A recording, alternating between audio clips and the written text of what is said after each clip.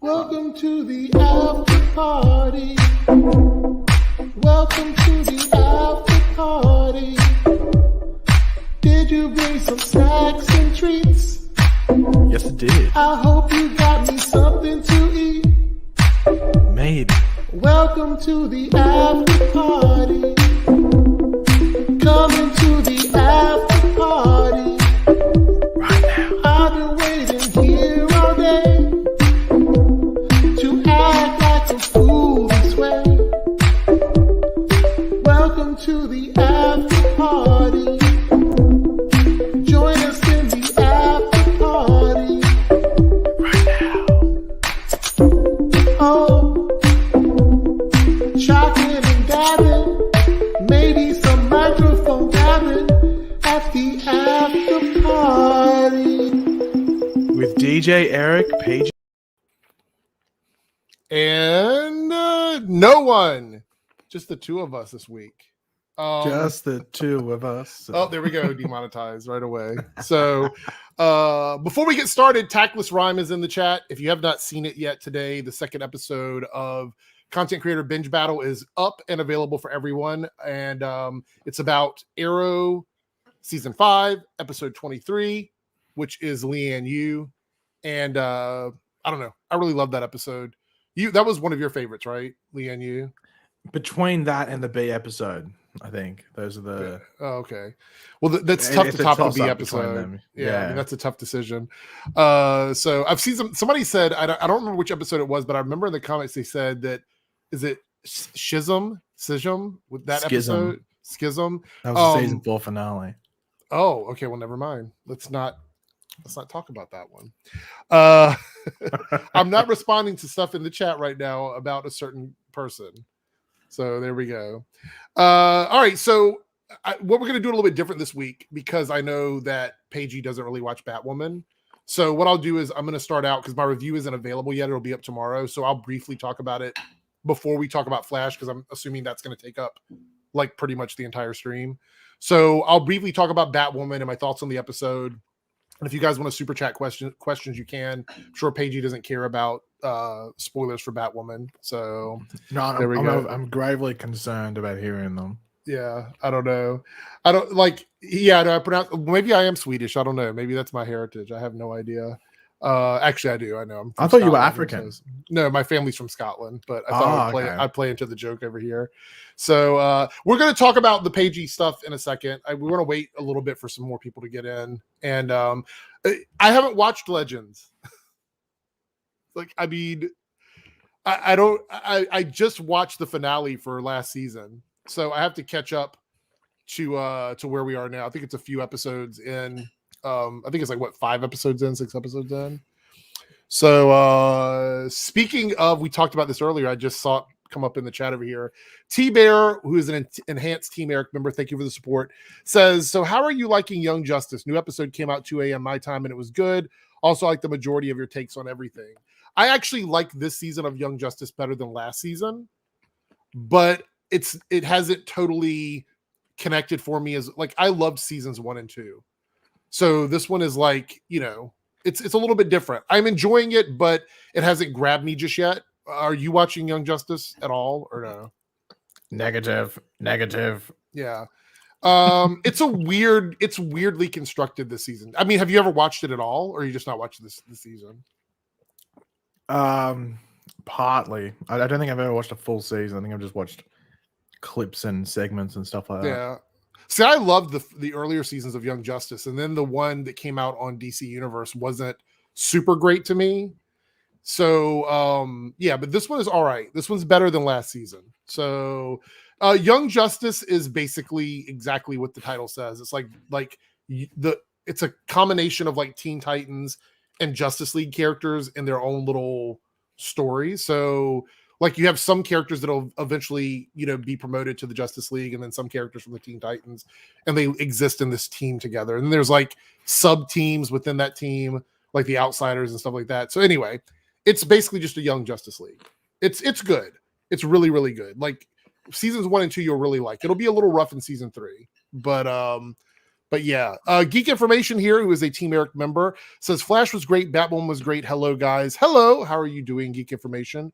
Good to see you in the chat. Make sure I didn't miss any more Team Eric member comments. So I would scream for StreamYard to fix that, but we know that's never going to happen. So it's not going to happen. My subscription to this runs out very soon, so who knows how much longer I'll be using it. The countdown is on. The countdown is on for sure. All right, so I think we got 80 people in here, and I'm sure more people will ask about it later. I'll just refer them to the beginning of the video because it is kind of a big thing, and we want to address it a little bit here and get it out of the way. Do you think it's a good time to go ahead and just talk about it now, or no?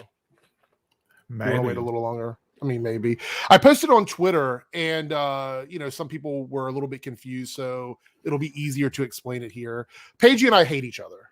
And so we're breaking up. This is the end of our bromance. We're breaking up. We hate each other. We're going to meme each other for the rest of our lives. And, no, I'm just kidding. So here's the situation. Paige has been a part of the after party since, 2018? Like, it's been, when did you say you first started? Like, it was Elseworlds. I know we did it. I think some of the earlier stuff might have been Elseworlds, but we might have even started before that. I can't even remember. I think it started regularly with Elseworlds. Because before that, it was kind of a thing. I don't know. I can't remember specifically because I'm trying to remember if at any point during Arrow season 5 where we did it. Yeah. Or season 6. Because season 6 would have been Crisis on Earth X. Well, the pre-story to the after party was the 4-channel crossover, which was something we did twice a month. And so that started, and then that was 4 of us, and then that became 3 of us, and then we just kind of like disassembled that whole concept and started doing live streams over here. And you were live streaming more regularly on your channel than you are now as well, because you don't live stream as much anymore, but you used to do like a couple of live streams a month or whatever. But we were doing this every week, and it was something we started doing to talk about all the shows because we weren't reviewing every single thing at that point. And so it was like, oh, let's do a live stream. Let's talk about it. And then I'll come on his channel once in a while. He would come over here. And then it became a regular thing. And it sort of just became something we started doing. Because I don't think we ever really had a conversation about like, oh, you're definitely going to be here or whatever. I would usually hit you up and say, hey, are you available? And then it just got, you were always available usually, or most of the time. You've missed a few over the years. We just made it like a weekly thing. Yeah. Yeah. So that happened. And so he's been so awesome to be here every single week to chat with me and to make sure that I had a co-host so that you guys in the chat also had a good time with us. So, but we talked about it, and he wants to step away from the commitment of being here every week. And that's not to say that he'll never be back on the after party. I'm sure that there may be a time where I will reach out to him and say, look, there's nobody available. Could you just make a point of coming in this week? And he would show up. Like, he would totally be here unless he still hates me by then, but we don't know. So it's just him stepping away as a regular guest. So do not plan on him being here like every single week for the after party. That's kind of what's happening. The reality is over there, isn't it warm now? It's like summertime over there. It's a Saturday morning. Yeah. Like, just that it has nothing really to do with even like necessarily Saturday, just because with schedule, I can do whatever. I can do what I want to do on a Saturday morning. I can do it on a Tuesday morning, but it's just that I'm just not overly invested, and it's nothing. It has literally nothing to do with Eric. It's not like Eric went, "Oh, I criticized Paige, so now he's angry." It's nothing like that.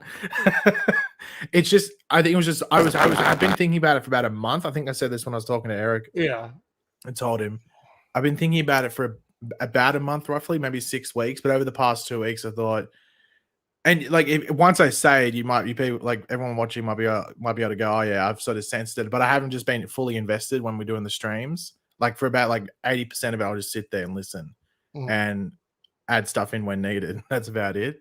So I think it's cool that I've been a part of it since, God knows, I don't know if someone will be able to track back and see how long we've been going actually, for. the whole concept was something that we sort of came up with. Like the whole idea of doing an after party and stuff. It was like we talked about it. So you were part of the conception of the idea of doing it. So yeah. Hold on. It's not you, it's me in multiple ways, but you've gone robotic. Hold on.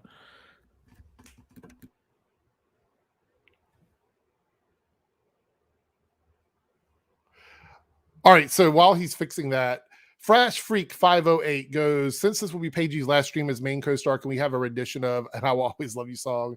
Everyone go subscribe to Paige. I think everyone here is probably already subscribed to Paige, but yes. Okay. You You hear me? yeah. Okay, right. Go ahead, Yeah, finish what you're saying. over the past 2 weeks, I had a thought, and I thought, you know what? We've grown a lot. It's been fun to do, but I think for the betterment and for the after party, I would like it if, you know, I don't want it to die, obviously. So obviously Eric's going to continue it, but I'd love to see like someone else come in, and whether it is multiple people in a rotation or whether it's like trial of the fittest or something like that. Yeah, there's going to be something fun. Because as you guys know, the content creator binge battle was a cool idea that I came up with when I decided to put more content on my channel. And it just so happened that, you know, Paige brought up the fact that, you know, me interacting with these other creators on the binge battles gives an idea of what the after party would be like, you know, if I were to have that person on as a regular guest. And so, yeah, there will be some sort of selection process. Maybe Paige will come on and do like the, what is it, the Squid Games thing with our special guest and figure out who's going to, you know, take their place or whatever. But the good thing is that like we will have from the end of this arc with the Flash until it comes back in March before I actually like pick someone as a regular guest, unless there's someone that's just so good and everyone loves them and you know we can make some kind of commitment. But we are going to rotate people out. And again, this is not Paigey like going away from doing collabs or live streams forever. It's just the weekly commitment to this show is what we're doing. Well, so do you want to tease what we've been thinking? Yes. Okay. So this is the exciting part. Although the after party is changing a little bit, I literally thought about it because something we did during the break became a lot of fun. And all of you were so excited about it, right? Everyone every week was always like, these are fun. These are fun. So we're going to do something completely different. It's in the conceptual stages now. Basically, it's being thought about. We're going to be planning game nights on the stream here, where Paigey and I and some other people, maybe even some of you guys from the chat, because we talked about that as well, because we wanted to do it on the after party, but it never really, to be honest, it would have been difficult. So Paigey will be moving away from the after party, but helping construct a game night where everyone can come in and have, like, we'll do quizzes, we'll do puzzles, it'll be on different nights, different time zones. And it will not necessarily be relegated to topics about the Arrowverse, which is what made it so difficult to do those games on here, because you want it to feel cohesive. And a lot of times it's like we would come up with quizzes and they didn't really gel with the show, but you guys loved it so much. So the thing is, we're going to do a game night, and we don't know the total format. We don't know what days it's going to be on. It hasn't gotten that far, but we did talk about it a little bit. And Paigey, this is exciting for you because I mean, there's a lot of things that you, surprisingly, there's a lot of things you love. I guess the people that know about like the murders and stuff like that, all those stuff that you love that doesn't really fit within the Arrowverse. So I think this is fun for both of us to sort of do like a game night with the fans, so we can do something other than just talk about the shows. So like, there's obviously like, I know people mentioned it when we did it before, but like Kahoot, I know it's just that you have to set it up. I know, like, I don't know what the process is to set everything up, but like Kahoot is the way to 100% just get people that are watching to play. Right. Because you only get like 5 seconds to answer, so it's pretty rare. And if obviously you just go for loads. We don't have to time it, and there's no cheating. Basically. Yeah, well, hopefully you'd think, unless someone has like speed fingers. So yeah, like that's the way. But obviously this is like conceptual thing. Like I don't think we'd start doing it till like early next year. Yeah. It's going to be, we're going to think about it. We're going to work really hard on it to make it a lot of fun and make sure we work out all the kinks. We might do some test streams here and there to try and figure out some of the stuff. We might just relegate that to like certain people that we invite in just to see how it works out and everything. But, well, I mean, even if it limits 50 people, that's a lot. I mean, if we've got 100 people chatting, 50 of those people can play along with us. So yeah. I mean, I feel like that's fair enough. Anyway, so it's not like, this isn't like heartbreaking bad news. Yes, some people are going to miss having him here, like demonetizing me every week. I get it. People are going to be mad about that. I understand that. But like he said, it's an evolution. It's a change of the show.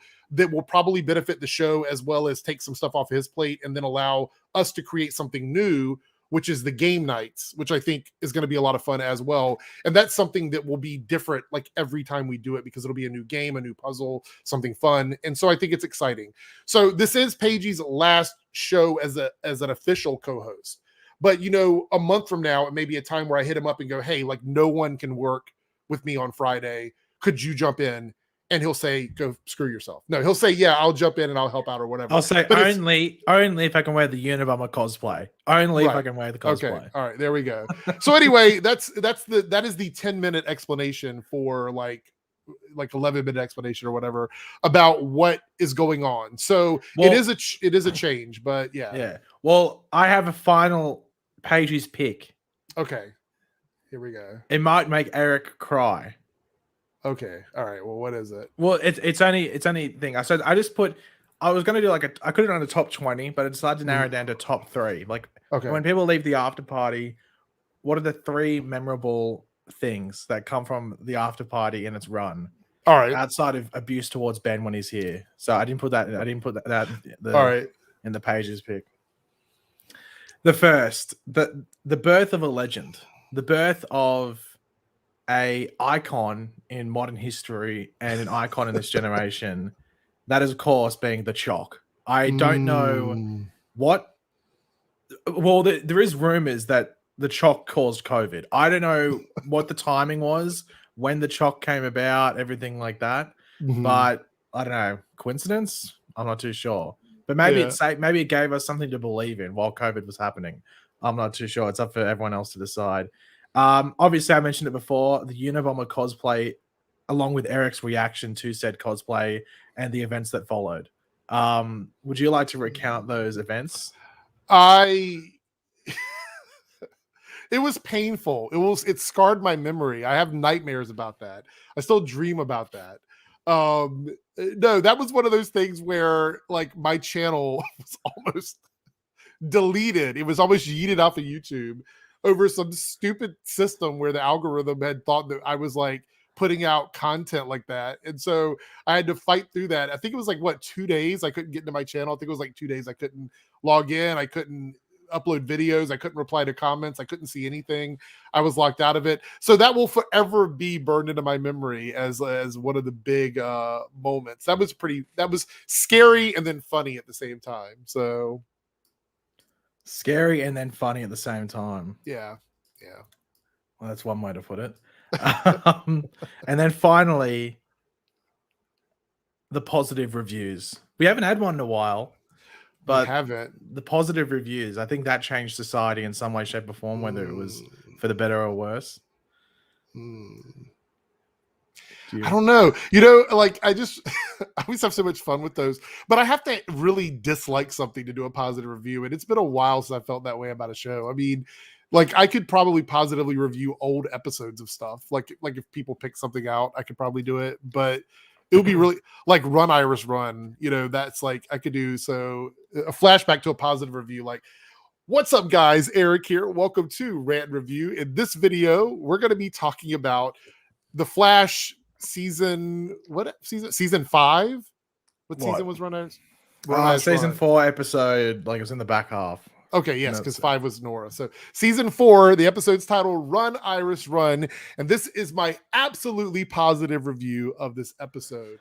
Well, we might get another one this season when the hotness returns. Oh yeah, look, what is this right here? Farewell tour. Yeah, so this is my final little piece of Eric. What do you want to call it? Thing. And this is Eric in specific music videos that made conversation throughout the after party. Okay, so pretty fly for a white guy. Yeah, so that's Eric's theme song. You actually cannot tell it's photoshopped. It's actually. I actually love that I'm wearing the goggles on the head and the glasses. It's like double. Is that an after party reference? Because there was that day I think when you put multiple glasses on. Yeah, so there's a recreation of the pretty fly for a white guy. It looks the exact same. I'm not even seeing any differences. You can't tell it's photoshopped. Yeah, this looks exactly the same. Next up, we got Eric in Barbie Girl. Once again, the fact it's photoshopped is insane because it doesn't look Photoshop. You know, I love that my skin tone and the tan perfectly match. It's just, it's so good. Yeah, it's just spot on. You must have gone to a nude beach. I'm not too sure. Yeah, Yeah. it was. And you know me, nude beaches everywhere all the time. Shocking on the nude beach. Yeah. Next up, Eric got a bit dirty. Oh, Eric Christina Aguilera. There we go. Not too sure about the Photoshop job here. But Eric's dropped his. Hold on. I'm gonna recreate this Photoshop. Hold on. Oh God, no! This could be bad. This could be bad. I'm not. Oh, what's happening here? Oh God, what the? I don't have my white glasses, but there we go.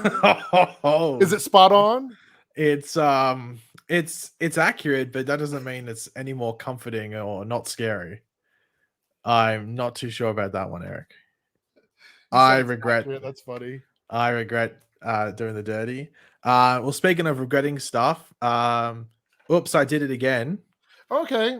Well, you know, they just freed Britney, so this is very relatable. Yeah, and honestly, this is like a bit of it's like a mullet. Like, so you shave the front of your head for business sense, but you still got the back going on for the party sense. Yeah, I see this that. is at the front, party at the back. I'm not too sure how Eric's going to feel about this, but I think it's very accurate for the stream and various things that have gone on. But obviously, he's going for a very MAGA feel here with all the red. So obviously, it's a bit of a contradiction because he's going for a very democratic blue in his current setting, but obviously the MAGA red here is well, it's pretty fitting. And then finally, this might get the stream demonetized. I'm not too sure. We have Rock DJ. So Eric, in the tiger swimmers speedos, ripping off his skin. Oh no! But yeah, so Rock DJ or Eric DJ or just Rock DJ Eric. I'm not too sure which way you want to put it. Yeah. But you know what I love about that is the reference to Tiger King on the crotch there, because the second season just came out, so that's like cross promotion right there. So yeah, so Rock DJ DJ Eric. There we go. And that it's will surprising forever that you wore the white glasses in every single photo shoot. I don't know why. You know, I only those are my favorite glasses. Honestly, that's why I wear them all the time. So so maybe we'll see the return of Pagey's pick during our game night, so you guys can get ready for like some more interesting Pagey picks on game night. So thank you for that. That was awesome, and you know, it made me feel warm and fuzzy, you know, inside. And so there we go. I didn't miss anybody's super chat, by the way, guys. I just wanted to get through all of that before we started talking about other stuff. So anyway, give so much love to Pagey. Thank you so much for being a regular co-host or co-pilot every week for like 4 years.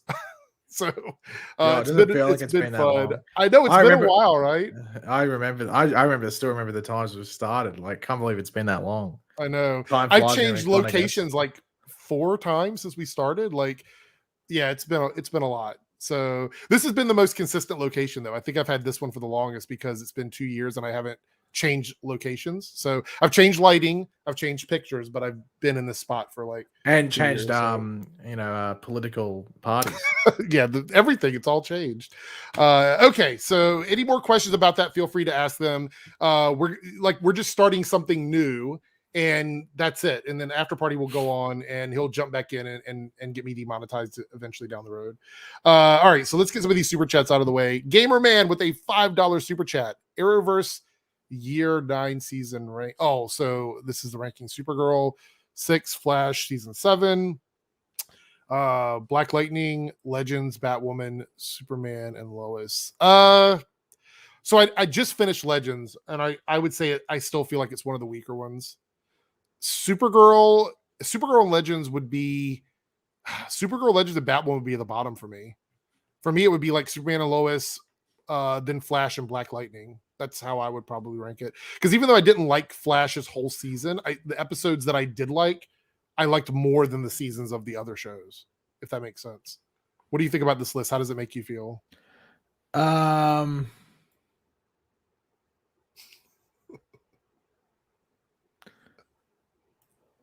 Wait, was Batwoman number 2? Yeah. Yeah, well, I don't agree with that. Yeah, it I was. don't know. It's Superman and Lois is definitely number 1 for me. Yeah, I was gonna say Superman Lois is clearly number 1, but even with Flash that dropped the ball, I think still the majority of the season was decent.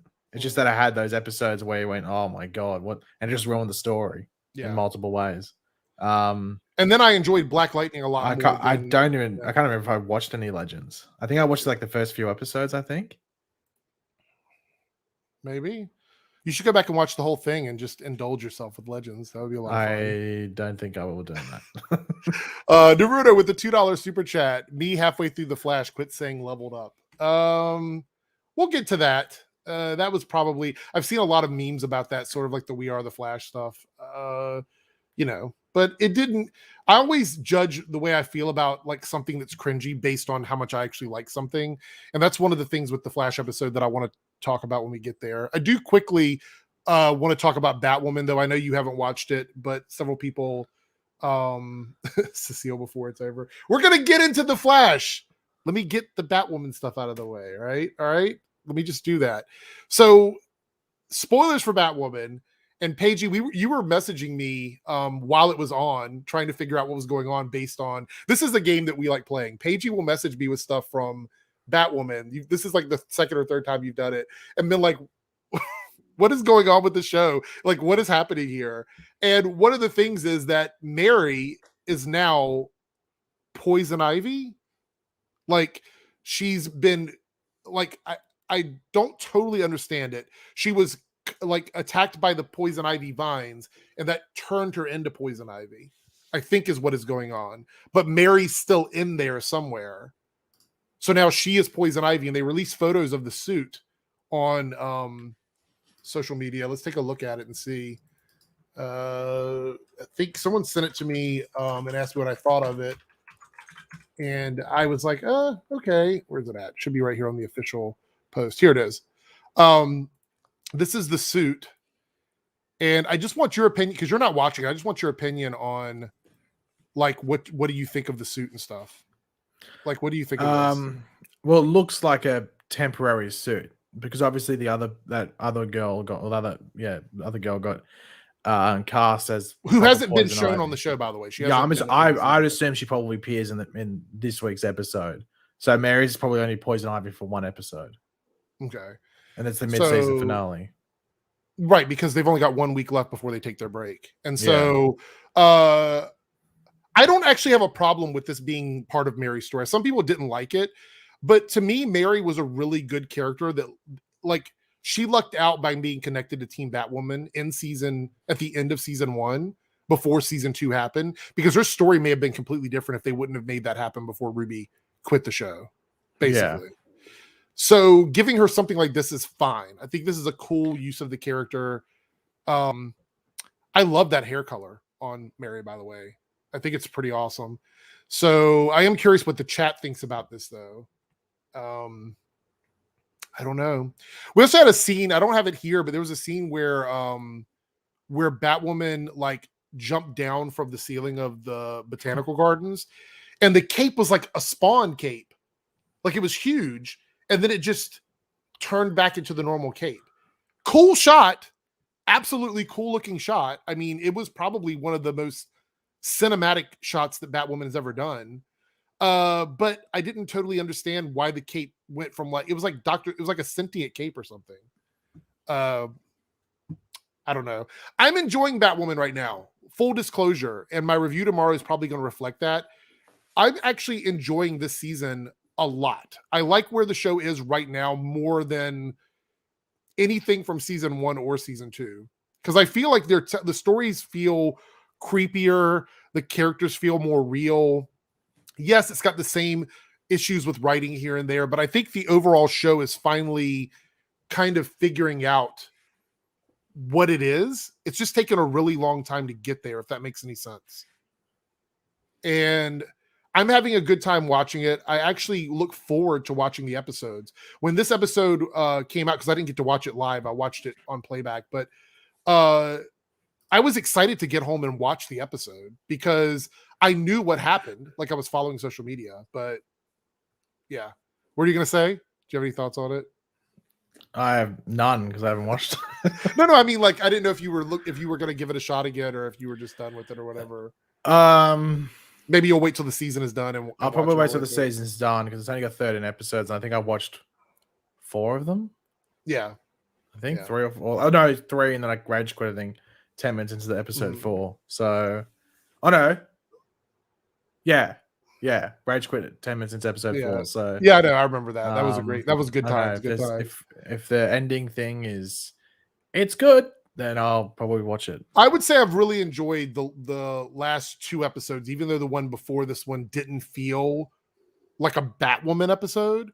It was still a good episode, and it was good enough for me to go, you know what, I'll continue watching or whatever. So Lillian says, I watched season 1. Can I skip season 2 and start back up with season 3? Here's the problem. You could probably skip season 1 and watch season 2 and 3, but by skipping 2, you're going to miss a lot of stuff in relation to Ryan. So I don't know, maybe not. If maybe you just watch the back half of season 2. Yeah, I would say that's probably a fair statement. All right, so that's it for my Batwoman thoughts. I've got my full review going up tomorrow, so make sure you guys check that out. Let's talk. By the way, yeah. Do you have an answer for last week's question? I completely forgot what it was, to be honest. Who would you rather spend a day in a room with, Jeffrey Dahmer or Ted Bundy? I know the answer. Ted Bundy? Yeah, there you go. Eric knows his serial killers. Yeah, I had to think about what they were known for. And then I was like, oh, yeah, okay. All right. Definitely not Dahmer. No, not that at all. Nope. I am not on the menu. All right. So let's talk about The Flash. So you've done several videos about it. I've watched all your videos because I am your number 1 fan. And so, Shill, Pagey Shill confirmed. So no, but I've watched all your videos. Of course, I'll keep up with everything that's going on. There's a lot of spoiler stuff for this event. If you do not want to be spoiled, we're not going to talk about, we've covered a lot of stuff. I'll say that.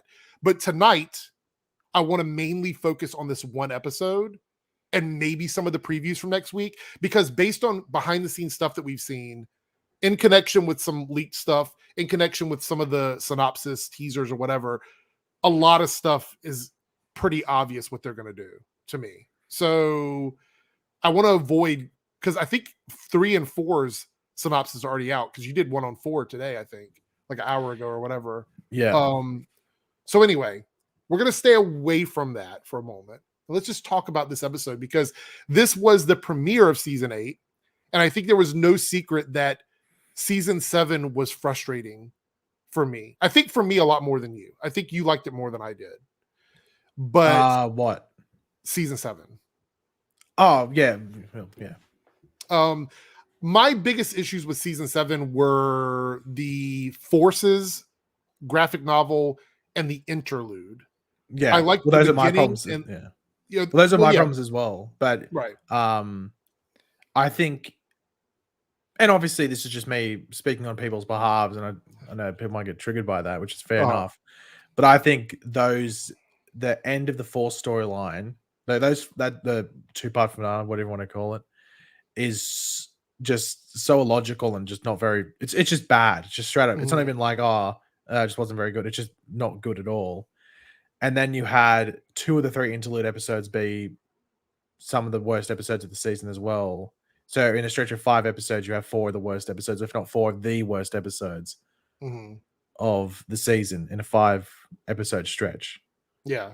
And then it gets to the frustration where the interlude took time away from the Godspeed story, which needed at least 1 more episode. Right. Yeah, I agree with that. Yeah, and then you look at the Force storyline, you think it had, 8 episodes?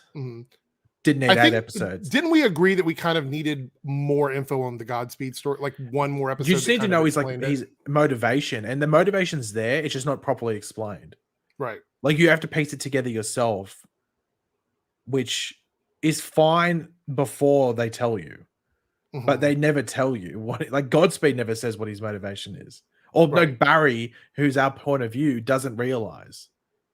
So Barry should come to like, oh, okay, he's doing this because of this, or someone in like, someone works with him, whether it's Bart and Nora or Jay tells him, hey, he's doing this. But no character on our heroic side realized it.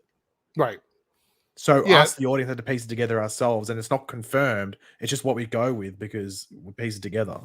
Yeah. And I think outside of that particular point of that story, the rest of it was fine with me. I didn't really have an issue with most of that. I think there are people that love Godspeed that probably still were not satisfied with that storyline, but I don't think we're going to see, or has it been confirmed we're going to see him again? I don't think it has. Well, he's still alive, so they kept him alive. So yeah, well, maybe that we will. So, but wrapping it up that way, coming into season 8, I was kind of like, what are we going to get? And then we had all the interviews coming out about what their plans were, and we had conflicting stories between what Grant was saying in an interview and what Eric Wallace was saying in an interview, and then all of this narrative about what it's actually called, which I sent you a message on Twitter, and I was like, why are they still running this then? I mean, like, if this was all interviews done before the season, why are they still harping on, if it's a crossover, it's an event? Like, I don't think anybody truly cares about it as much as they see. Well, I think it's just those outlets just reposting it just for, because it was like, I clicked that one that you posted, and it was like an hour ago, but like that website posted the exact same thing from the same interview 2 days ago, if not earlier than that. So those sites, like, I'm not going to mention them because it's not my, you don't want to draw any more attention. Well, yeah, I don't, I don't think it's my job to name and, shame, if you want to call it. But those, the sites, they'll just paste the same information in an article, just change, but have a different article title. So it's, quote unquote different, but they'll post it like on, on Tuesday, then on Thursday, then on Saturday. Yeah. It's the same shit. It's the exact same stuff in it. They might add a line in here or there. They might just say the Flash premiered, instead of premieres. You can watch it on the CW app or whatever. It would be like us putting out a video and then repeatedly advertising it like over the course of a week. It's just... it'd be like us uploading a video, then re-upload the video with a different title. Right. Oh, anyway, so that was going on. So we didn't know coming into this. So my expectations, like I said, my review, were kind of low for season 8. I'm like, I just want to be entertained. I hope that they, do a pretty good job and everything. And I have to say, and I've seen criticism of this episode, I found very little to be a problem. And I'm kind of shocked that so many people did, because I'm super critical, but I just didn't see some of the complaints that people had. Yeah, there's some nitpicks, but I don't think there's anything in it that is so offensive that it makes it not a good episode. Yeah, but right? No, there isn't. But who'd be saying that? People that want to find an issue. Right. People that want to, criticize the show, not critique, but criticize and go, well, it has to be bad because I want it to be bad. Yeah. Like there's an example with, various movies. You don't have to even name what they are. People go in with, okay, I want this to be bad, so I'm going to take what I can and spit it into this overly, negative viewpoint. Like I saw someone in my comment section, Flash layout on their channel, by the way. Flash layout, everything, go, I thought this episode was horrible. And I sat there and went, okay, personal opinions, but when it comes down to it, I don't know how anyone could watch that episode as a fan of the Flash TV show. Not just saying the Flash is a character, but the Flash, and say that was a bad episode. Right. I'm not saying you have to say it was a 10 out of 10, because I don't think it was a 10 out of 10. I thought it was maybe like a 8.5, maybe. Like it was nowhere near a 10 out of 10. But that's because it didn't have the right to. It was the first episode of an event where it just sets stuff up. Well, let me also put this out there, because I see a lot of people in the chat kind of not misunderstanding here. So you can dislike something, but that doesn't make it bad. Like if you go, I don't like cheeseburgers, that doesn't mean that cheeseburgers are bad. You don't like them. So to you, they might taste bad. Well, no, it's just like, doesn't mean it's just that like they music, are saying like, I don't totally like rap bad. music.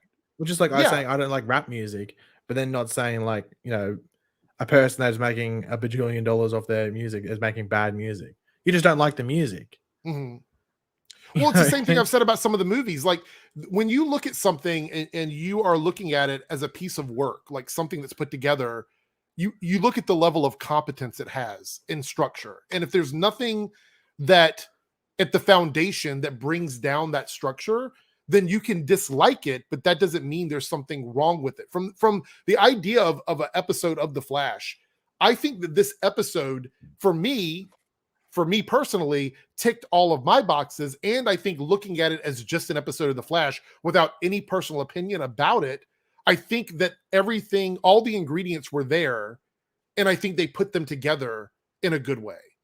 That's what I'm saying. Like you can, like, there's a lot of times people look at episodes and it's just a bad episode. And there's going to be people that like bad episodes, but that doesn't mean the episode isn't bad. If you see what I'm saying, like there's a personal opinion and then there's just fact. Like, you know, it's just, people don't understand that sometimes. They think that I'm telling them that, you know, you have to like something because it wasn't a bad, or that it was a good episode and you just don't see what I see or whatever. Yeah, we're gonna have a conversation about it, but I don't want to change anybody's opinion that way or think that they're wrong because they don't like something. Like, Paige, you probably like pineapple on pizza, don't you? No, I'm not a freak. See, there we go. Let's talk about the characters individually. There's some people talking about Chester and Allegra. Let's talk about the side characters first. Let's get those out of the way.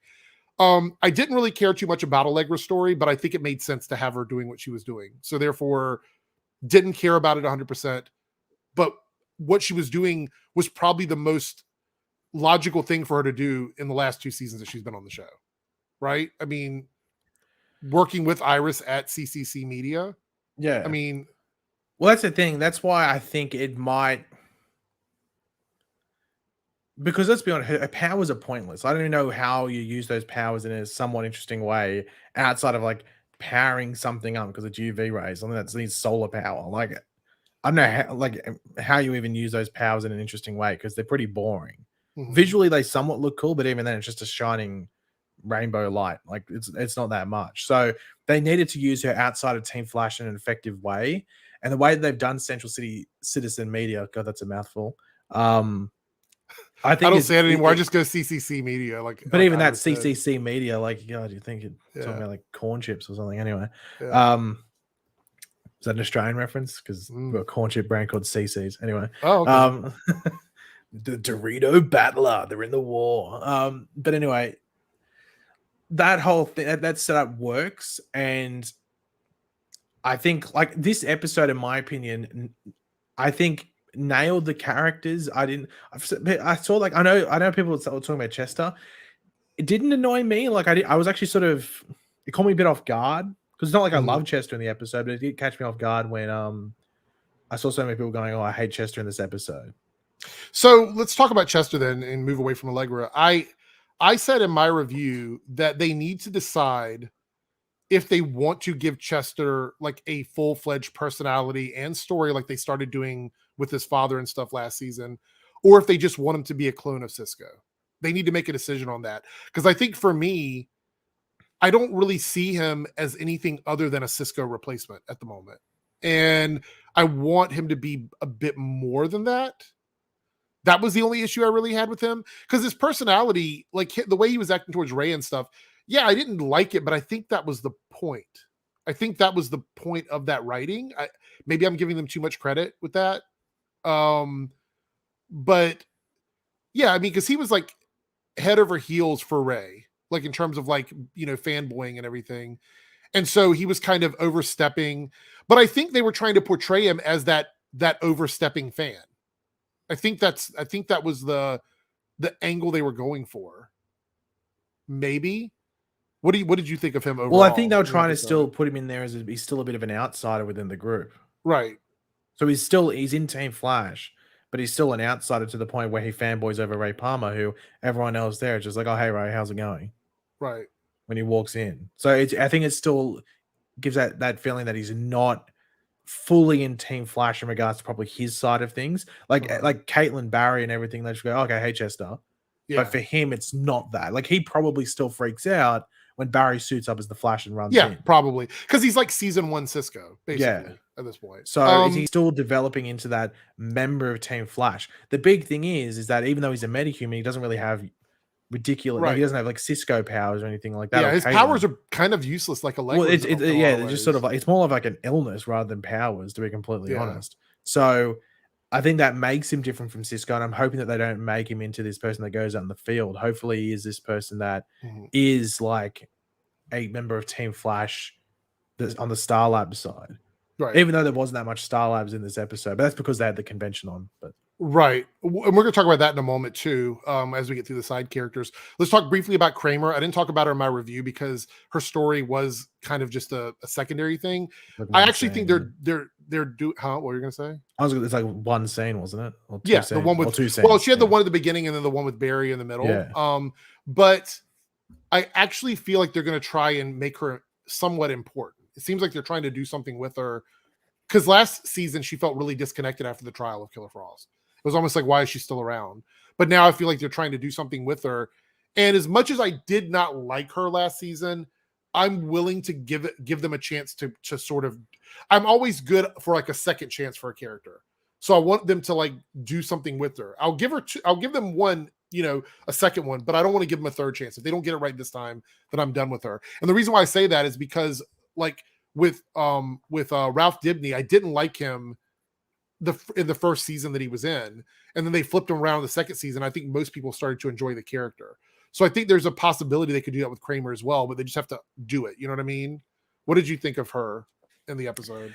I liked her in the episode. Like the opening scene with Iris wasn't really much because it was just like an entry point, really thing. So it wasn't really. It could have been anyone in that scene. Like I don't think it really mattered too much. But I did like her interactions with Barry. It just seemed like a different Kramer. Didn't seem like a Kramer with a stick up her ass. Like it was. Right. It was like there was banter between her and Barry. It seemed like between the six, like because obviously she went away at the end of last season, and she was in definite leave, but now she's back. But obviously it's been 6 months, so she could have been on for like I don't know if they said how long she'd been back in the CCPD for since going away. Let's just say she's been back for 2 months or something like that. Right. But I did like their interaction. I hope that's what we see more of, where it is this camaraderie between the two, but it's not like, oh, we're friends, if that makes sense. Like almost like because the weird thing with like Barry and Singh, for example, because Kramer's pretty much the new Singh, is that Singh was just like just a hard ass. But if Kramer's like a hard ass, but still talkable to, you know what I mean? Like where there can be an actual dialogue and quote unquote fun between the characters. Yeah. Then I'm all for that. And I love when a show can redeem a character that they failed with in the first time. They just didn't make the character. I don't think anyone left season 7 going, I'm not even saying like Kramer's their favorite character. I'm just saying they even just like the character in general. Right. Yeah, I agree with that. We'll move on here in a second, but Gary's in the house with the 199 super chat. He goes, is the Flash getting delayed later than March? I mean, I don't know at this point. I don't foresee that happening, but Gary, you're good at predicting the future. So maybe it will. I hope not. We also had a comment from Mike Glenn, who is an enhanced Team Eric member. Thank you, Mike. Says, love of the best. I think he meant one of the best season premieres. Iris was glowing and seemed comfortable as an upcoming media mogul. We're going to talk about Iris in a second because I have a lot of really stark opinions about Iris that I do want to talk about. So we'll get into that in a second. But I agree with what you're saying, everything you said there, Mike. So let's talk a bit about Caitlin. She only had a couple of brief moments in where she talked about Frost not being there and that now Caitlin is open to like going out and dating again. And that was kind of the only thing that she really did other than just her normal stuff in Star Labs. She wasn't very important, I guess, in the episode. I think I might have been due to the way they filmed the episode. Because we know they filmed this episode like over a month period when probably should have only taken like 2 weeks because Grant Gustin wasn't there. So I wonder whether they changed stuff around where and also like the whole pods thing because they're still filming in those pods, which I didn't think they were doing, but they said in an interview that they were. So and it looks like she's in more next week, so maybe that's why. Yeah. And then we had, I'm trying to make sure we get everybody here before we get to the main story characters. We were missing Joe, and there's a lot of controversy about where Joe is. Have you heard any rumors about that? Because I didn't think, or you think they're setting up some sort of tragedy for Joe because of what Chester said to Cecile? No, I don't. If he's dead, like, maybe he's just way with Wally. Like, I'm surprised they didn't mention him. But Iris and Barry are smiling and everything like that. There's like no like. So if he's dead, then they mustn't know. So I don't think it's that. I wonder if it's just something else, like Yeah, I don't know. something else is going on. I'm not too It's a little sure. weird. There's a lot of clickbaity stuff about what happened to Joe out there. So just, there we go. The internet clickbait. Oh my god. Yeah, Is you I don't sure? know. I don't know. And Cecile didn't have a lot. She was very similar to Caitlin this week. She was there, but she just kind of was there. Like she wasn't a big part of the main story. But I think she was okay. I haven't had Yeah. too much trouble But with Cecile. So it's not his contract, by the way, because we know that he filmed episode 6 with Eddie. yeah. So it's not his, and he signed the contract along with Danielle Panabaker and Candice Patton for season 8 Yeah. regulars. So, and Law and Order wasn't green. Has they even started filming that new one? Because that was only announced that was announced after they started filming season 7 of The Flash. So, season 8, sorry. Yeah. Yeah, so I don't know what that reaction was. I'm guessing that it's setting something up for the rest of the season. We just don't know what it is yet. It could be anything at this point. I don't think it's Joe though. That's the one thing that I don't think it was. All right, so let's talk a bit about Iris. Mike brought this up earlier. So I have to say, this is my favorite start to an Iris arc for a season. I really, really enjoyed, like, she's got a separate team doing something for her where she's the person in charge of these people working at this like media group, and she's doing podcasting, and she seems very in control of her work and stuff. And they've been doing, I guess, for about 6 months now in between seasons and whatnot. I have no complaints about Iris at all. I think this is the best she's ever had in terms of like the beginning of the season storyline. It makes the most sense to me. You have any thoughts on that at all? Oh no, okay. Yeah, like I it's hard to go like start of a storyline because I don't necessarily where like the media side of it goes. Like I think that's probably like a post Armageddon thing. Maybe I'm not too sure. But this episode, just as a singular episode, just look at it as a one-off. It's probably a top 5 Iris episode. I'm not going to be able to rank them because it could be a top 3, but just off the top of my head, it'd be a top 5 Iris episode, which sort of highlights the lack of Iris episodes or like any episode, well, not Iris episodes, but episodes where Iris is good. You know what I mean? Yeah. And the thing is that they finally put her in the place that she should have been 3 seasons ago. Like Iris is probably the only character in the show that's like seasons behind where the character should be. And like it's surprising they're taking so long to get here. And I know there was people complaining, oh, why didn't we see the development of it? And it's like because they couldn't do it consistently. They tried to do that in season 6 and 7, and it sucked balls. Yeah, this one actually feels like they thought about a way to make it work on the show. Yeah, just do the time job. It makes it so much. Now you could suspend disbelief. Would they really have grown that big? And like, I felt the same way, but like, I don't know. We've been putting this Iris story on the back burner for like 3 seasons now. I'm just ready for them to do it. I don't care if it makes sense whether they did it in 6 The only thing I think they could have done to maybe like squash that over criticism or that nitpick is probably have less staff there. But they obviously want it to seem like a thriving environment, so having more people, around there and everything like that, and having that team there, which I don't know how often they're going to be relevant or not. I don't know if like it's going to be like, oh, they just because I don't know, like I assume like there'll be like episodes where we go to the we'll just call it the media, building, and they play a role in the episode with Allegra and Iris or something like that. Like every complaint over the years, because I've had a lot to say about Iris's story, every complaint I've had about her was fixed in this episode. Well, that's the thing, because it's not, because the thing is that we've always got this thing like, oh, you hate Iris. It's like, no, we were complaining about the writing for it, and the fact that people love this episode, especially the Iris portions. Guess what that does, Eric? Does it prove us right? It proves us right. Hello, internets. Knock, knock. Who's there? It's Logic. Everything they did in this episode is what we have been saying for like 2 years now. More than 2 years, since season 4. 4 years. And our opinion on this is almost old enough to go to school. It can walk. It can talk. This opinion. Let me say that my only hope, and maybe I'm expecting too much here, is that the CCC media runs parallel to what they're doing in Star Labs, and that they don't just start crossing these characters over with each other, because I think that would be a problem. I like it better with Iris being the crossover character and Allegra being the crossover character. Yeah, I was gonna say Allegra might be the only thing that could maybe like foil that plan, is because she's got powers. Yeah. But I do wonder whether these, you know what I'd love to see? Might get a little bit hashtag political, but it depends what angle they go at it, you know, with. But I would love it if, because it would cause some tension, it might provide a good storyline that then can, you know, widen the world and what they're telling here. But you know how these reporters just seem like the people that would go after people and try and cancel people? Yeah. What if they have like an anti-metahuman agenda? I thought about that, honestly. I was like, and the person that's leading their group is Allegra, but she doesn't want to expose herself as a metahuman. Yeah. To them. And you know what? It would probably be cringy, but I actually would prefer that to them just messing the two. But then you involve Iris in that storyline as well. Like, I don't know necessarily how you'd go about it in a wider manner, but it wouldn't surprise me too much if they go down that angle, or that's something that they've considered. You know, and they could do it.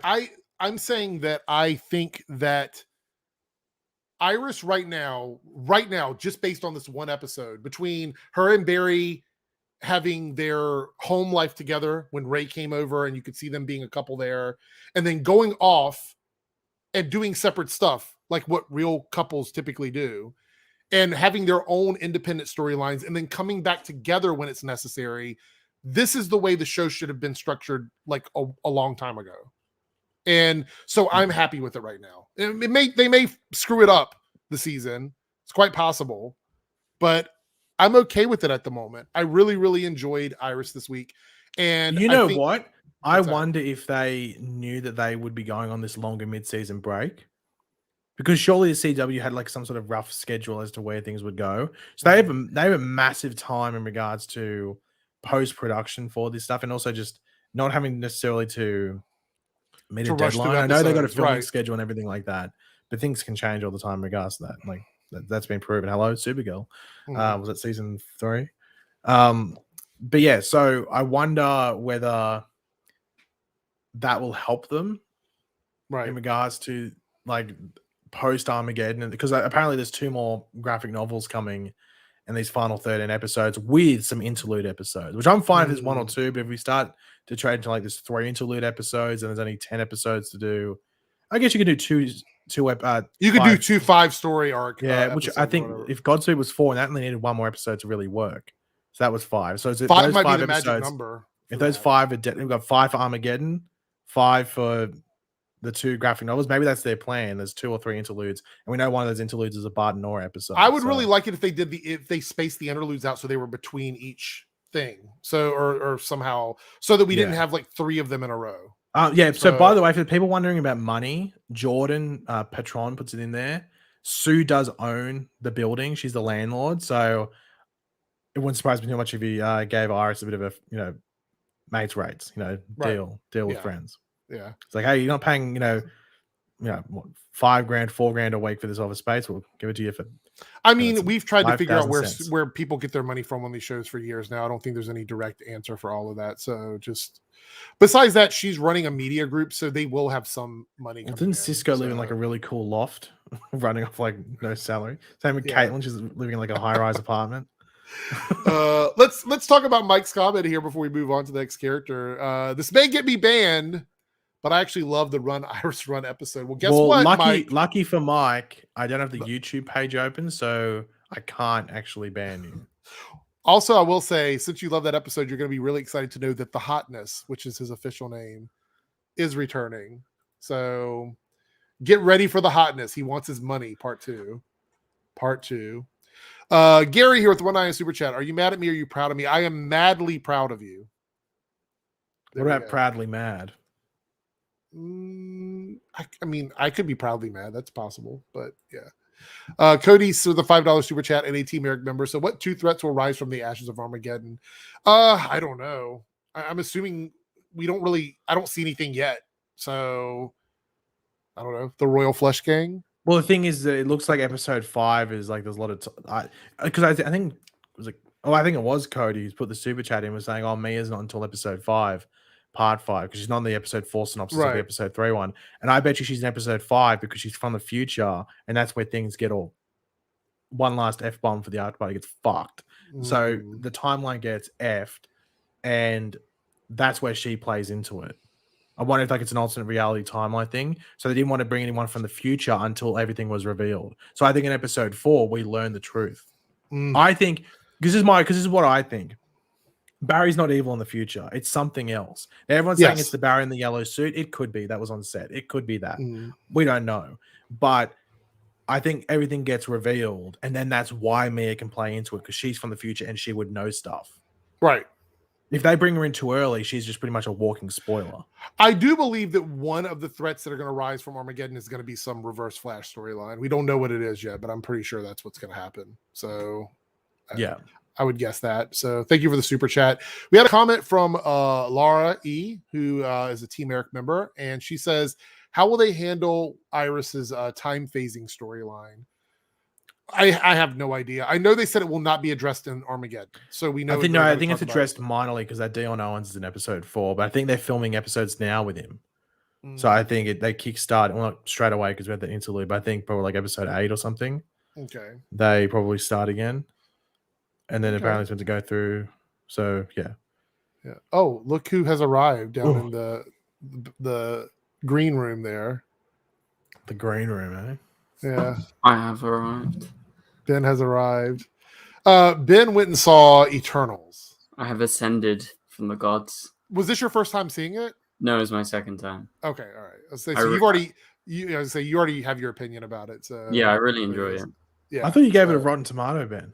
Ooh, did you? No, what was your score? What was your Oh, score? I don't know. Maybe if I was to rank it, I didn't do a review, but if I was to rank it, okay, if I'm doing it out of 10, I give it like a 8 or an 8.5. Okay. I think I really enjoyed it. But I have some issues, but what would you give Shrek out of 10? like a 1. Oh, okay, well there you go. Now you know not to listen to Ben's opinion because there we go. Well, actually, Shrek 2. What would you give Shrek 2 out of 10? Shrek 2. Just since it's Shrek 2, I'll give it a 2. Look, see, this is where opinions are just getting exposed. Like Shrek 2 is a modern day 10 out of 10. Yeah. What would you rate the Snowtown murders? The actual murders or the movie? Both. The murders, or you had to give them probably like I guess 4 for creativity, but they got caught, so a bit of an L. In regards to the film, I'll hand it off to Eric. What would you give the film out of a 10? Yeah, Eric. The film? Yeah. I could barely watch it. Like a 3 out of 10 is gross. It was very gross. Like it wasn't a badly acted film. It was just very disgusting. I would not. If go watch it on YouTube. It's for free on YouTube. Like go check it out. I guess, but I don't know. Well, Ben, we just talked about all the supporting characters for the episode. We haven't really gotten into like Barry and stuff. Okay. What are your thoughts quickly because we're wrapping up our Iris thoughts? What are your thoughts on Iris's story arc so far? This season? You mean just this episode right now? Yeah. Okay. Yeah, I mean, we briefly talked about it yesterday, but I would say Iris, the impression I got in this episode, I was like, I kind of like this Iris, that she's more in control. And I mentioned this, but the fact that over the years, we've been getting reference that like Central City Citizen is like a big thing, right? But it's never been shown very well. And I like the idea that she has a whole big office. She actually has people working for her rather than just like 3 people. So I like the way that they're going with that. And yeah, I mean, there was mention of the Dion stuff. So right now, I think heading in a good direction. It just all kind of depends on like, do they keep on doing it or not? Yeah, I agree. So Mike here with the 1 super chat goes, why does Despero care about Earth? So this was something that I saw a lot of people ask about on social media, that we're not totally sure about Despero's like entire story. Do you think we'll get more like information on him throughout the Armageddon, or are they just going to keep it completely ambiguous? I'm pretty sure it gets revealed this week. I think he gets exiled. So Earth is his home. I think he gets exiled from his home. And I think the fact that he can just, I guess, look like a human probably helps. Oh, they explain it. I'm pretty sure that if you see in the promo images, it's like him and Barry. And that's when they released those first images, like 3 weeks ago or something like that. I think they said with those images that's like an important talk between them where he reveals. I don't know if it says through his origins, but I think it's like his motivations and intentions and everything like that. What the hell? Maybe Barry's gonna give him a pep talk. No, I just saw You have to in-depth be OJ there. discussion. Actually, Ben, Jeffrey Dahmer or Ted Bundy in a room. Pick Oh, one. jeez. You have to spend a day with Ted Bundy or Jeffrey Dahmer in a room. Who are you picking? Eric picked the right answer, so you're under pressure. Okay. Jeffrey. Apparently, there is a right answer. Oh, God! Enjoy getting. Ben likes being eaten and having a hole drilled into his brain where then acid is poured in. So, I actually don't pretty know much anything about him, so that's okay. Jeffrey Dahmer pretty much tortured and ate his victims, but you. All right. Right, moving on. Eric, go. There we go. All right, so let's talk a bit about Despero, since Mike brought the character up. What do you think so far of Tony and his portrayal of this character? Because I was actually very shocked at how well done the VFX were for this. I mean, it wasn't perfect, but we're talking about The Flash, which has a much lower budget than a lot of the TV shows and time. Yeah. I think it looked really good. There were people complaining about it, and I'm like, "You're complaining about this? Did you see some of the VFX from last season and some of the other shows? Like, I thought this was really, really well done." But they'll complain. Then you'll go, "Okay, compare it to anything else on network TV," and they won't. All right. Did Ben just fall off his chair? No, just move him. So, you know, I think that as a character, I liked, like, you know, one of the things, and I guess the closest thing I can compare him to in terms of this is the way Thanos was done in the MCU, and the way you could feel the actual actors' emotions through this character. That's something that the TV shows have had a hard time doing in general, but I think they nailed it in with the, because they had the face tracker like the movies the dots, for this. And so I felt like there was a bit more emotion conveyed through this. And actually he was on screen a lot more than I expected. And he interacted with them a lot more than we normally see with like CGI characters on the shows. I think he's going to be great. I think it's going to be a lot of fun. I'm looking forward to seeing him on the show, both in the human and the alien form. How do you feel about him as a character? Just general thoughts. Who's going first? I was waiting for suspense for Ben to answer. All right, I'll go. I like Despero so far. I really do think that, like you said, the VFX is actually like top notch for the CW. Probably as good as Grodd. I think actually his movements and the way that he kind of talked a little bit and kind of, I don't know how to explain it. Anyway, it seemed like a bit better than Grodd, because sometimes when Grodd is moving around and walking, it seems a bit weird because they haven't been able to crack that down. It's better than King Shark. So I think it's like really solid.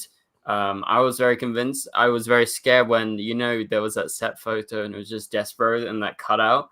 And I was like, is he gonna just like, are they just gonna wing it and it's just gonna look really shit? Or not? So I'm very happy that they put in the time and effort to make it look very good, I think. But in terms of the character, I like his motivations. I like that, potentially he's been exiled and he's from the future. I think that adds another thing. He's not just an alien. He's an alien from the future who lives on Earth. So I like where it's going. And what about you, Paigey? Yeah, I like the character so far, even though it's like pretty shallow what we've gotten so far, because obviously I'd assume this week and the week after they'll dive more into it. But as soon as I saw on set the photos where he was like on like a stool thing, and he had the dots on his face and like the camera thing, like pretty much exactly how they did Thanos. It's like the GoPro thing that would strap from the top of his head in front of his face with all the dots. I was like, well, they're doing more than they've ever done with a VFX character on any of these shows. So as soon as I saw that, I was like, well, I'm positive towards it. My only issue was like, okay, like in movement and everything like that, and I thought he looked fine. Especially considering not only the budget, but a very important thing with CGI with the time that they had. It's like they had a ridiculous amount of time compared to a movie that might have like 6 months to do the VFX.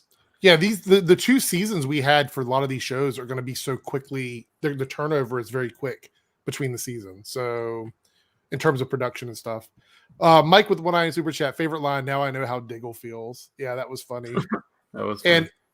And Introverted Unicorn goes, I'm a bit annoyed they didn't finish Diggle's storyline. I don't know what they're going to do with that. Well, they did. They finished that storyline that they wanted to do with him. So I don't know. They just set up another one. Biggest tease ever in the Arrowverse was making him a Green Lantern. They just did not want to pay that off. They just didn't. I think they're gonna pay it off down the road, like maybe next crossover or something. You think so? Yeah, I don't think it's done. I don't know. I'd have to say when Brainy locked that twerk, he loaded that twerk, but did not release the twerk. That was probably, I'd say that's probably the biggest tease we've had so far. Oh, okay, got it. Especially this season on the Arrowverse, or the past year. I'd say that's my number one. I think having Diggle open up the Green Lantern ring, like in the debris and everything, that was their biggest mistake they ever did. Honestly, I know it was cool and fun and exciting, but if they never intended to put him in a suit, I just feel like it was wrong. But whatever. We're not. Well, Eric, usually when you complain about something, they usually rub egg in your face and just do it, and then prove you wrong. Well, Ben thinks they are going to do it, so Ben's very confident. But Ben's always wrong as well, so we got a bit of a conflict of. The cosmic energies are fighting against each other. Like, are we going to get like a hurricane, like a tornado from the different winds, or like a tsunami? I don't know. Before we move on to talk about Barry, because I have a lot to say about him, let's talk about Ray a bit. Ray Palmer. What a great portrayal of the character. When I was talking to Ben about it, I said, this feels like the Ray that we knew like back during the days of Arrow and not the one from Legends of Tomorrow. Because it felt like a completely different character. Like he wasn't the frat boy type character that they turned him into with Nate. He was like Ray back in like, even Ben said like season 1 of Legends, like back when he first started. I like that they left his story sort of open-ended in case they want to bring him back next season and do something with him or something along those lines. Any complaints about Ray in this episode? Because I quite enjoyed him and his time as the Atom fighting with Barry. I thought it was great.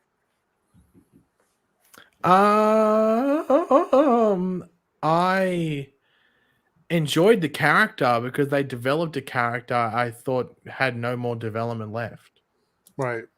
And that's something that Eric Wallace actually lived up to, by the way, because it's always been the thing that he lies in interviews. He said that in an interview, and it happened in the episode. He said it like he said in the interview that just happened in the week leading up to this. And I think he said it like a post-season 7 interview as well, that because I think the Armageddon thing had already been announced. So I love the fact that I was to develop a character that you just thought was just done for. Like he was just appearing, that there wasn't anything you could do with him. Mm-hmm. Cody says they dabbed on the haters. I love that terminology. What about you, Ben? Thoughts on Ray? Well, it's not even dabbing on the haters, it's just dabbing on like the people with half a brain. Just fluffing on them, yeah. That's what it's for. That, yeah. No, I like. Wait, hold on, rewind. What was that dance move you just pulled off Ben as well? He did something. It was like I don't know what it was. It was honestly, it looked a bit sexual. It looked a bit.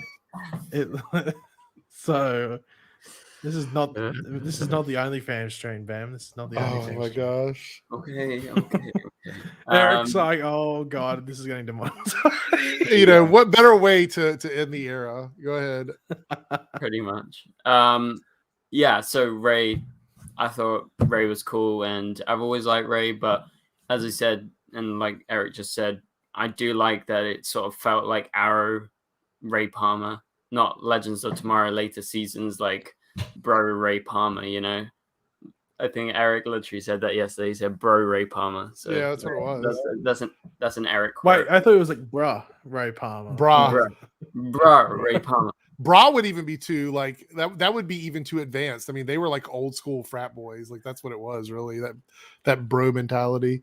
Mike here with the 1 eye super chat goes, Ray had great chemistry with everyone. He did, and a lot of people said that he felt like he fit in with Flash, like the style of Flash, the vibe of the show right now. I don't disagree with that.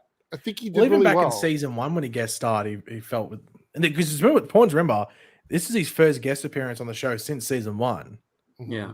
Like in just a flash episode, like not a crossover episode. Right. Yes. He gets along really well, especially with Barry, with Grant. I want him to join Team Flash. Can he just join Team Flash? Why not? You'd like to see Ray Palmer and Star Labs working with Barry. Yeah. That'd be a dream job there. So before we talk about Barry, I want to talk briefly about just the overall feel of the show, because I think it's important to point out that, and Paige, you said they were still working in pods, so I'm assuming they still had some restrictions from COVID that they were doing. It seemed like, because Eric Wallace said in an interview, but is he just using that as an excuse? I don't know. No, I don't think it is. I don't, because like there's the whole. I don't think it is an excuse because they're still going through the different precautions and everything like that. Right. I think it's just that like. But how would they if you get Batwoman on? Though? Well, that's the thing. I think if they really want something to happen, they can make it happen. But even with Batwoman, I reckon she would have had a hard schedule. She probably would have had to do all the Batwoman stuff for an episode early in the week and then go over to Flash and then do that and then go back to. She probably had like a really busy 2 or 3 weeks, Javicia Leslie, doing that. Or at least 2 weeks. No, I'm just saying in terms of like testing and stuff, because having a whole crowd of people, like say 5-6 heroes, if they're all tested, technically they can work together, right? So if they really wanted like a group of people, they could have, is what I meant. Like, yeah, but that's if they really wanted to. But they didn't want it, right? Yeah, I mean, my thoughts on it though, whatever the restrictions were, everything felt more lively in this premiere than the whole season 7. Like there were times when they were outside in season 7, but it never truly felt like they were around anyone. But here you see the shots of the city, you see jitters, you see them doing stuff at the CCC media place. Everything just felt so lively, even at the convention. And I don't know if they just found a way to get around the restrictions to make it seem like it was more people. It just felt brighter. It felt more fun. It felt more alive. And I think that's something that was missing from last season, at least in my opinion. And I was glad to see that come back to the show. So any other thoughts on that? Or well, yeah, I think it's just that thing. This is just a bit of normalcy. Everything has gone back to normal for the most part, outside of like you still have to wear a mask and everything. But like, it's not as I think as long as you're vaccinated and everything, I'm sure they didn't have too much of an issue with that. Like, I actually feel like they probably made a point of trying to make it feel more normal because they knew eventually this season things would go sort of back to where they were in terms of like filming, and they didn't want to start the season feeling like as restricted as it was in season 7. Like, because like any like Flash and Supergirl in particular got like weird because their shows set in metropolitan areas and they just couldn't do those massive things. Like Superman and Lois could get away with it because they're in the middle of they're in the out. Country, they're in the rural area.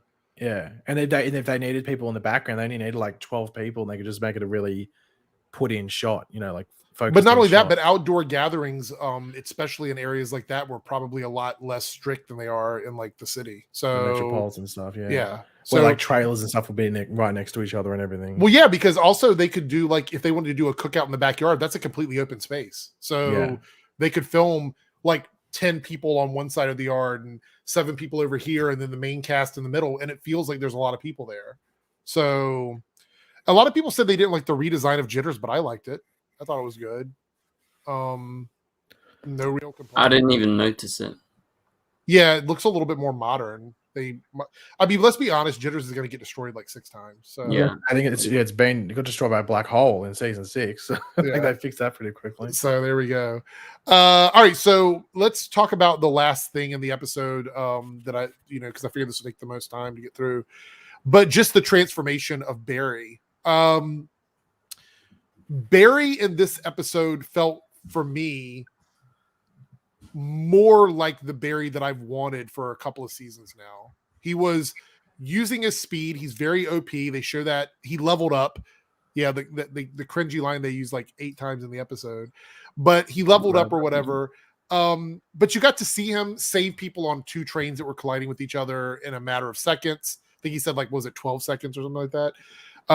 They mentioned his speed. I think she said it was like 400,000 miles, 40,000 miles per hour or something. that because it's the first time they've mentioned numbers in a long time in terms of his speed. But then he also dealt with the Royal Flush Gang like they were nothing. Like they were literally nothing to him. He went into flash time. He was using speed thinking because he could think faster than them. And he was able to outsmart them completely. Just everything, like the combination of him using his speed and his CSI techniques and his intelligence all in one episode. This is the Barry that I've wanted for like 2 seasons. And I said, like before this episode aired, I was like, I want to ask Eric Wallace why he hates Barry so much. And this episode, he showed me that they can actually write Barry the proper way, just like they can do it with Iris. So I don't know why they haven't, but this is the Barry that I've wanted all along. Confident, smart. His powers aren't necessarily everything. He has to use his intelligence as well. Any thoughts on Barry from you guys? Yay, nay, like him, dislike him. Yeah, he's cool as always. I don't know. I'm trying to think. But he's no Harry Potter, right? Yeah, true. No, but I did like his upgrade, him leveling up, as they say a million times. Yeah, it's cool to see him actually like using his powers. And wasn't there mention of him being like a proper team leader or something? Or am I? Yeah, they did say he was the leader too. They made a point of saying that as well. So... And which is good, right? Because that's what everyone's been wanting for a long time. You know, it's always been a big thing. So, yeah, I think Barry's heading in a good direction. I think most people are. Even Allegra, someone that I don't really like. You know, I think taking that step up is a good thing for her character. Yeah. Yeah. What about you, Paigey? Any thoughts on this new Barry that we have now? I saw people like of course. Gotta like Barry Allen. Yeah, boy, Barry Allen. But I did see people complain like, oh, Grant's phoning it in. I'm like, he's not. He's just more mature. He can't muck around with Cisco. He can't muck around with Cisco anymore. He can't make fart jokes. Right. Like he's just a more mature character. I think actually he's stepping into that role. That's the thing. These people will complain. They'll be like, he's phoning it in. Look at the way he's acting when he's just acting more mature. Right. And then they'll be like, oh, no, they're not liking it. But then they want him to be team leader. I was like, what? Do you want him to rip fart jokes and then go be really serious and then jump into being this team leader, which requires the better question is, do you want him breakdancing or do you want him acting like an adult? That's really well, maybe a mix. So. Well, we like a bit of breakdancing. Well, the thing is that we still haven't seen it twerk. Well, we haven't. I will say though, Paige, you made a really good point with people like Cisco and Wells and a lot of these other characters like sort of moving away from the show. It makes sense that Barry wouldn't have that same type of relationship with the rest of the new members. It's not even that. And he also has to be a leader because he's getting older. It's also like what's the word? It's just like, well, I guess it's a maturity because he's having those familiar things that that were there when he didn't have to be mature were there, if that makes sense. Mm-hmm. You know, it's like when you, I know, here's another a good old Paige analogy. But like, you know, when you leave home and stuff like that, as soon as you leave home and you don't have your parents around who are cooking your dinner, you know, washing your undies, everything like that, you automatically become more mature because you're put in a sense of, well, something that's new and something that's unfamiliar. So imagine Cisco leaving, being there since, like, we don't think it's a big thing when like a Wells leaves. Cisco's been there since season 1 and been Barry's right-hand man. So he leaves, and that automatically would push Barry into a sense of unfamiliarity. So which would I would push also him into being, you know, having to focus, and which would lead to more mature actions from him and a more mature attitude. I would also say that this is one of those situations where I feel like, and I don't use this phrase very often, but I think it applies here. You can't make everyone happy. I think that's the problem. Like, they tried doing Barry silly, funny, over the top. They realized it didn't work the way they wanted it to. They've tried to do him in a different way with like taking away his powers and beating him up a little bit. That didn't really work. So they're trying this now. And I think this, to me, as a viewer, is the perfect blend of everything. Well, because the Really? thing that they've done is they've kept it simple. Team Flash is simple. Iris and Central City Citizen Media, it's simple. Barry and Iris in their private life, it's simple at the moment. Obviously, a wrench is going to get thrown into the works because that's how you make a show, move along and everything like that. But at the moment, it's simple. The setup is simple. The base of the show is simple as it is right now. And as long as that's just at the core, and then you have the weird stuff as well going on the outside, like Despero coming in, Ray showing up out of the blue, that's fine. It doesn't ruin that. But as soon as you take that core of the show and flip that, especially like randomly, like at episode 6 or something like that, that's where issues could come. I don't see that happening though, because we know there's no random new member of Team Flash coming in. We know that like they've already set up Central City Citizen Media. We know it's Iris Allegra and that group that's there. I doubt there's going to be like a rogue reporter comes in, maybe for like an episode or something. It could be from like a clashing outlet, but nothing coming into the actual workplace. So the actual spine of the show at the moment is simple, and I think it's working. It's probably in regards to like the old facets of the show, it's probably the most it's worked for a while. And it just matters what comes around that. What's the flesh? What's the bones? What's the guts? What comes around that spine. Okay. I agree with all that. I think that I'm just very happy with the way they're doing a lot of things. In a lot of ways this season, and this is where we're going to kind of wrap this up, this season so far feels like a nice like reboot of the series. It feels like they're trying to change things. Like, do you remember how different season 4 was from season 3? Like how drastically different that was? This feels like them taking another leap into a different direction for the show. Does that make sense? Does anybody else feel like that or not? I mean, what about you, Dan? Yeah, no, I think that is true. I always kind of find it hard to say if it's exactly going to change, right at the start, because, we get a glimmer. Like, I remember you saying, oh, I love the first 3 episodes, or like, not the first 3, it was the first 2 that you really liked last season. Season? Yeah. Yeah. And then it went, whoo, and then it got a little bit my better. whiteboard so we can use it. Then it went down. Don't know what I did with it. Yeah, I don't know. It's I'm not sure. I think it's going in a good direction, but I can't like 100% say, Yeah. Well, I don't want to say I have expectations, because then that will put me in like a bad spot with that. But I will say that you were absolutely right. And this is why I'm going to wait and see how this 5-part thing plays out. Because instead of like getting hype and all that early on, I want to wait and see how the first graphic novel ends. Yeah. Because I gave the second episode of last season a 10 out of 10. And I still believe that was the strongest episode of the season. But yeah, I withholding my expectations in that way. And before we move on, I do want to address this question here. $5 super chat. Thoughts on John Cryer being open to appear on the Flash, Superman, and Lois or Titans? I'll say the same thing. Yeah, I mean, I'll say the same thing that I've said about the other ones. I think it's fine. I think it's great if they decide to do it, but I would not hold my breath waiting for it, because, unless there's an absolutely, because John Cryer, number one, is probably not a cheap person to have come in and appear. I would say they probably want to wait and do like a story arc with them. I would expect, my thoughts on this, I would expect John Cryer the next time he shows up to be during a crossover event as a villain. Yeah. Escape from the Phantom Zone. Yeah, I know that could be called.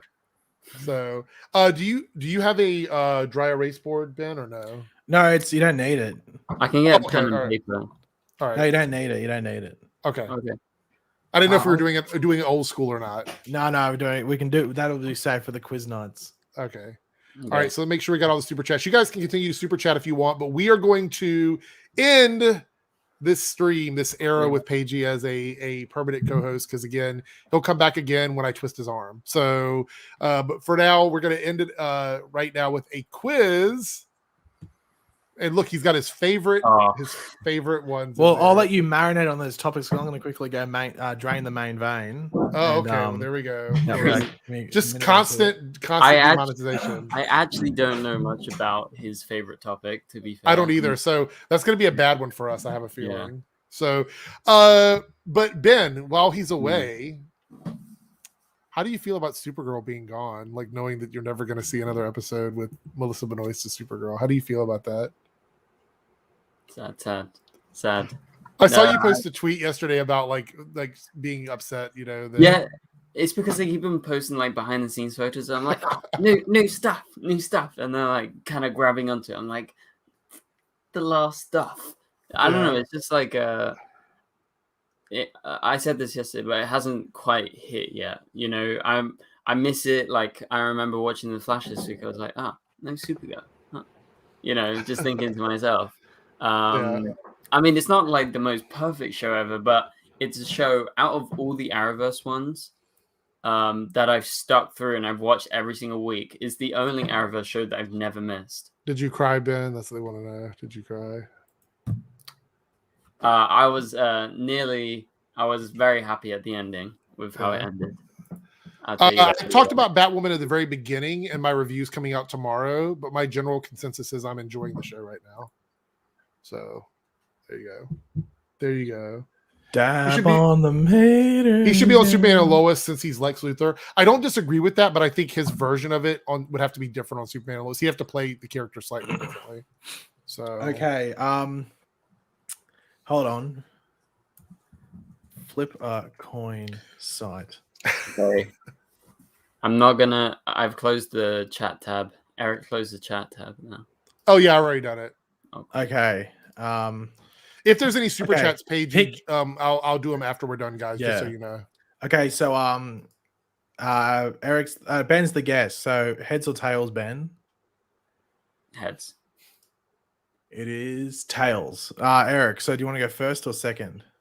I will go second. Okay, yes, Ben, your choice. What are you going? I'm gonna go movies for 100. Ooh. Yeah, I just watched the film, so maybe it's Eternal's question. You know. In the Matrix, does Neo take the blue pill or the red pill? I feel like you've asked this before. I don't know. He takes the red pill. He does take the red pill. I literally saw someone tweet about this like yesterday. So since we're doing it this way, I guess it's just one person ask if you get it wrong, you get it wrong, because that way we can get through it quickly. I guess is that the way we're gonna do it? Oh yeah, shit, we're doing it that. Okay, no, sorry, I fucked up then, but Ben got it right anyway, so it's all good. So Eric, if Eric answers, then you give your answer, Ben. If Eric's wrong, you get the points, and vice versa. Right, okay. All right. Okay, so Eric, what are you choosing? Serial killers for 100.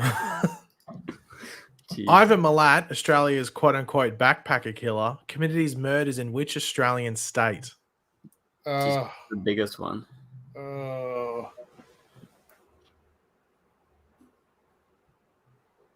3, 2, 1. The northern part, like up top. Ben.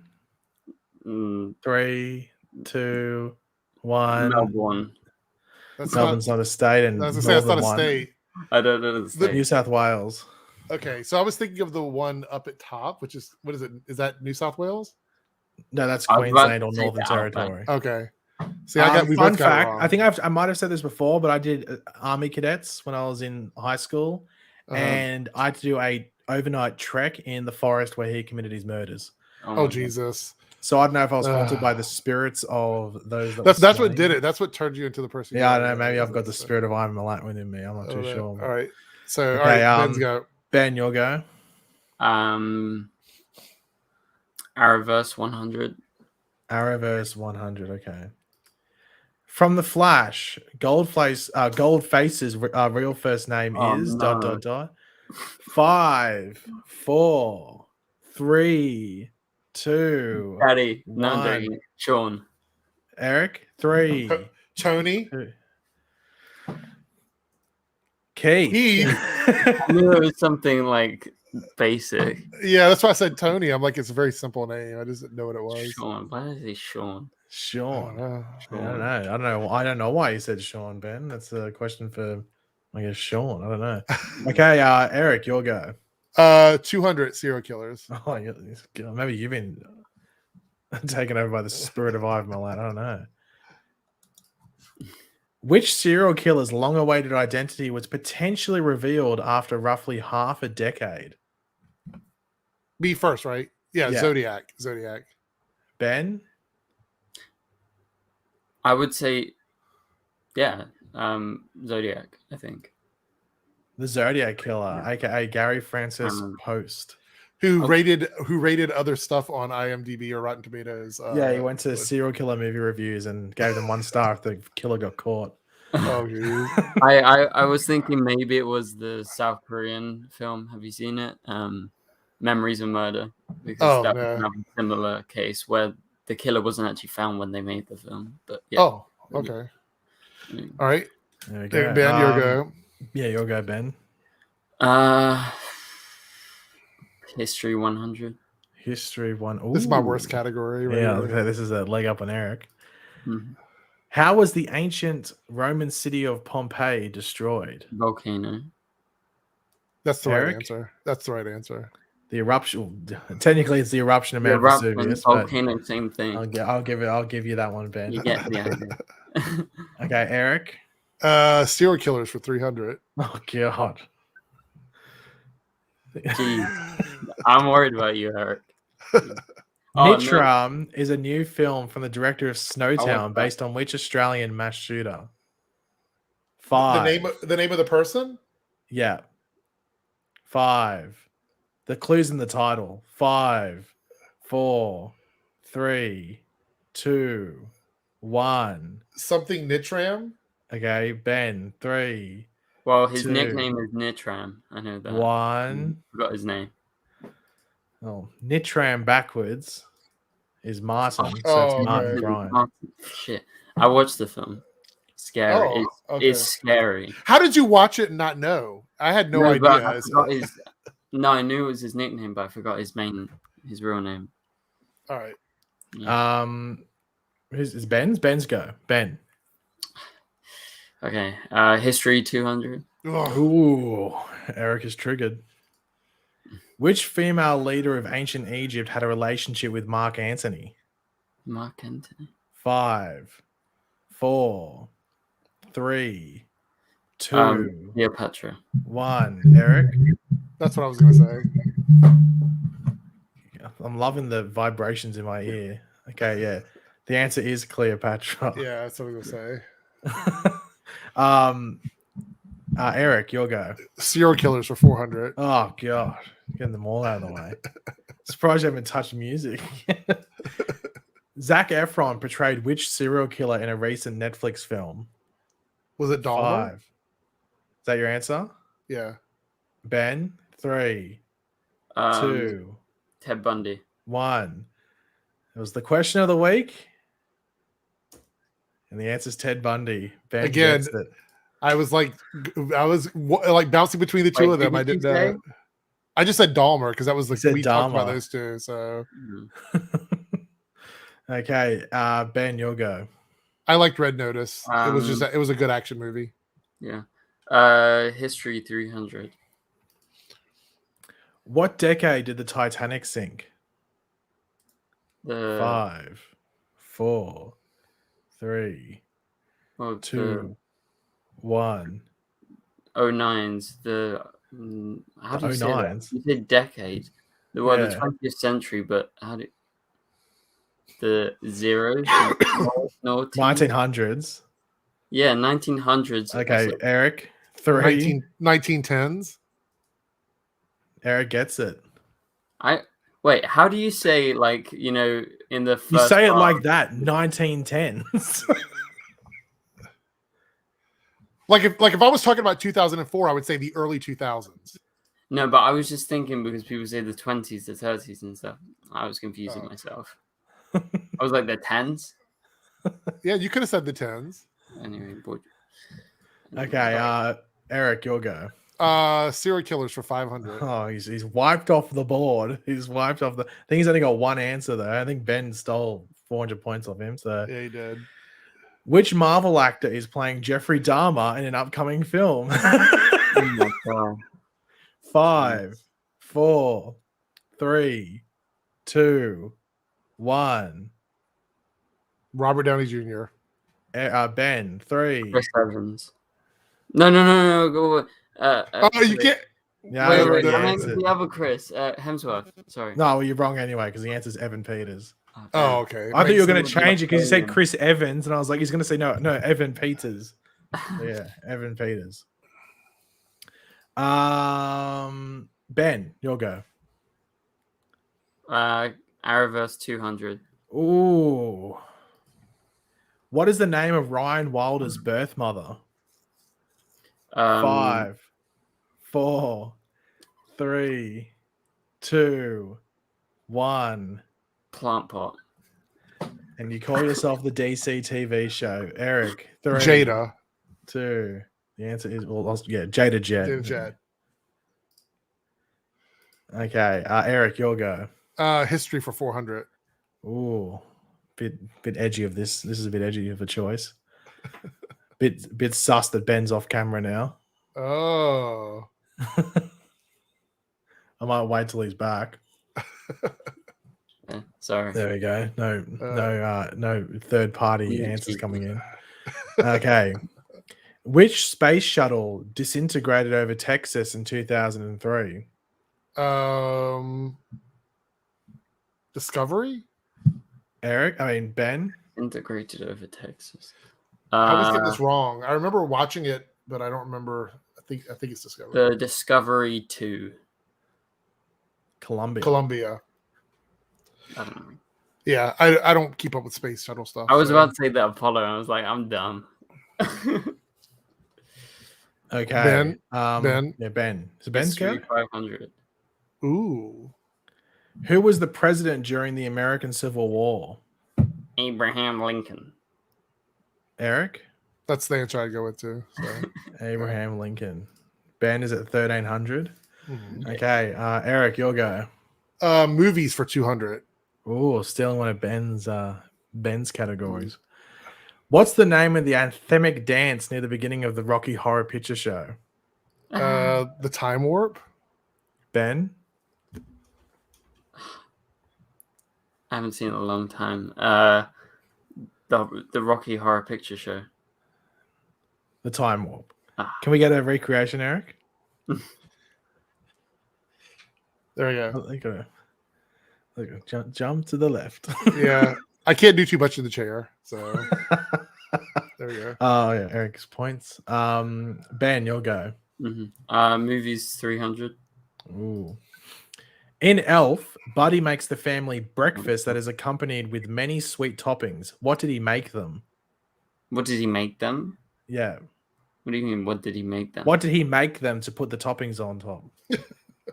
What did he make them to put the topping?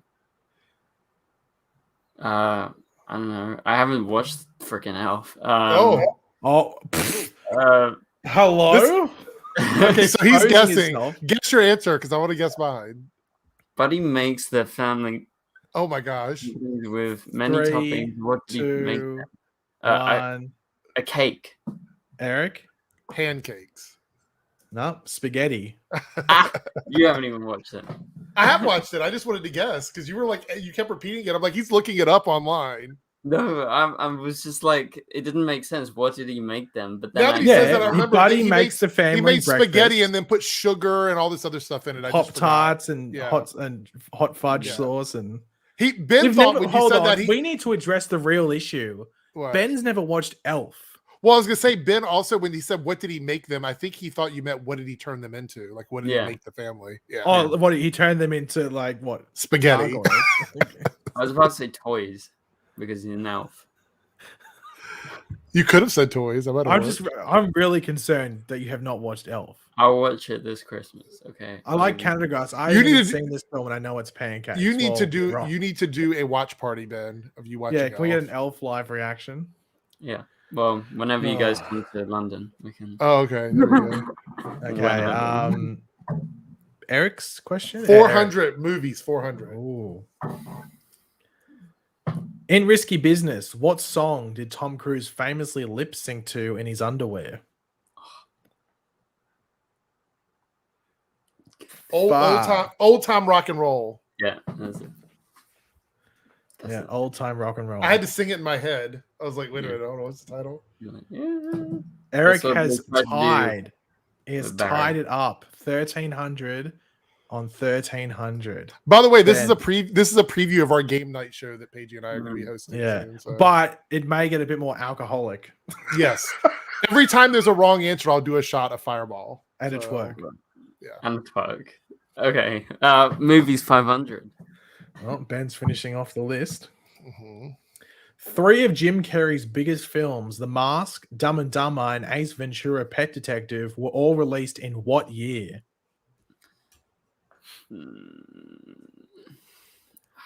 What year? 5, 4, 3, 1992. Eric, I'm going to say 98. 94. There's a shot. Boop, I was boop, gonna boop. say 96. I don't know why I said that. Pretty Right. crazy that those 3 movies all came out in 1 year for him. Yeah. Well, Jim But- Carrey's was the 90s were his decade. Yeah. Eric, you'll go. Arrowverse for 300. Arrowverse to 300. Oh, leaving movies. Who directed the pilot episodes of For the Flash and Arrow? I think I know this. David Nutter. David Nutter. Yeah, Dave. Based off Ben's reaction. I mean, I just did the history. I was going to say, if you did not remember so. after you just done the history of the Yeah. Arrowverse episode where you mentioned his name, I'd be shocked. Ben, you'll go. Arrowverse 400. Ooh. Why am I leaving music? DJ Eric is just gonna destroy me. Who was the first member of Legend of Tomorrow to die? Like 5. dead forever. Like just we saw them die on screen. 5, 4. Wait. Was it 3. in Legends? Is this a trick question? Yeah, no. So who was the first member of the Legends of Tomorrow to die on screen? Okay. 5, Hawkman. 4. Eric? Yeah, that would be my answer. Or is that a trick question? That's You Hawkman. were gonna because Ben was gonna say Sarah Lance. I was gonna say because, Sarah if you were trying to trick me. No, like that became a member of Legends. Yeah. As they were Legend, yeah. Right. Okay, Ben the points, yeah, I did. Yes. Eric, you'll go. Arrowverse for 500. No. Oh, well, Ben's gonna suck balls at this category. So Yeah. So I'm hoping this is Supergirl. Oh, no. at the current time, how many episodes of The Flash have aired? Like counting this episode that just happened. This quiz Yeah. was made before the season started, so Oh, don't include the premiere. 184. No, I'll give Ben 3 seconds. 3, Seconds. 2, Holy shit. 3, 2. 160. Yeah. Okay, so you've given your answer. They're both wrong. Idiots. The 150th was the second last episode last season. Oh, that's right. It was. I knew we got 150, but I was like, when was that? Yeah, it's 152 if you include this week's one, but this quiz was made like a month ago. That's why I was like, oh, I don't know. Yeah. So I just scaled up. I was like, surely they remember that the second last episode was the 150th. I actually remember didn't 150. remember that. Honestly, I did not. Eric didn't remember even reach 100 in his. Yeah, Eric G did. He was well past that. Anyway, so that. All right. Ben's no. in the lead still, somehow Oh. heading into the category of music, which I think Eric has strategically left till the end. Yeah, he always does that. So, Eric, I'm assuming at Music Yeah, 100. obviously, yes. Which singer/rapper/actor features in Kanye West's Gold Digger? That's so easy. Jamie Foxx. Damn. Jamie. Jamie Foxx. Eric has tied it up. It's But did he 1700. technically say it with the 2 X's? Did you just write Fox? What do you want me to put 3 X's instead? Like, what do you want? Okay, so Ben, I'm assuming you want Music 200. Yes, please. Antisocial is a song by Ed Sheeran featuring which rapper/producer? Is it a recent song? Yes, it's only like a year or 2 old. It's somewhat recent. 5, 4, 3, 2, 1. Ding ding ding ding ding ding ding. Is he frozen?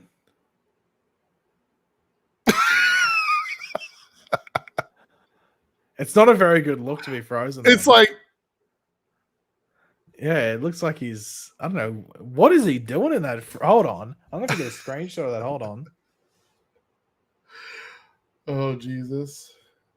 We'll wait for him to come back, I guess. I got a screenshot of that. So sucked in Ben. He did this so he can go look it up, and then he's gonna come back and have the right answer. That's what's gonna happen. I think we have to forfeit this question completely. Right? That's what he did. He's back. There he goes. No, I'm actually on my phone. My freaking laptop died as I Oh my was answering. gosh. Jeez. Look at that fun. What was I about to say? Oh yeah. I actually don't know for sure the answer to this, so go ahead and I don't guess. know. Who's a rapper? I mean, I have an idea, but Ben, it's been too long. Okay. Like, Freaking Jay-Z. I don't know. no. Eric, do you have an answer? is this a bit of an edgy answer? I think that person is in some sort of like legal battle right now. Is it Travis Scott? Hold on. Yes. No? Oh, it is. I was gonna say him or Drake because I actually don't know the answer to this. It was either gonna be him or Drake. Eric, it's your question. Yes, go ahead. I assume you want Music 300? Yes, go ahead. Californication is by which American band? Red Hot Chili Peppers. Ben, do you have an answer? No. No. Okay, yes, the answer is Red Hot Chili Peppers. Okay, I'm just joining on my computer. Okay. Well, I think this is the... Oh, no. So Ben's going to have a question that if he gets it right, we'll take him to 2100, sorry. Yeah. So he has to get Okay. this next one right. Yeah. Or you have to both have to get it wrong. You And just then he keep on has to doing steal the your edgy question. music questions. There's no Okay, fun so about it. Ben, I assume you want music for 400. Yes, please. Sunflower from the Spider-Man Into the Spider-Verse film is by Post Malone and which other artist? I know the song. Damn, why'd you include Post Malone? That's the only one I knew.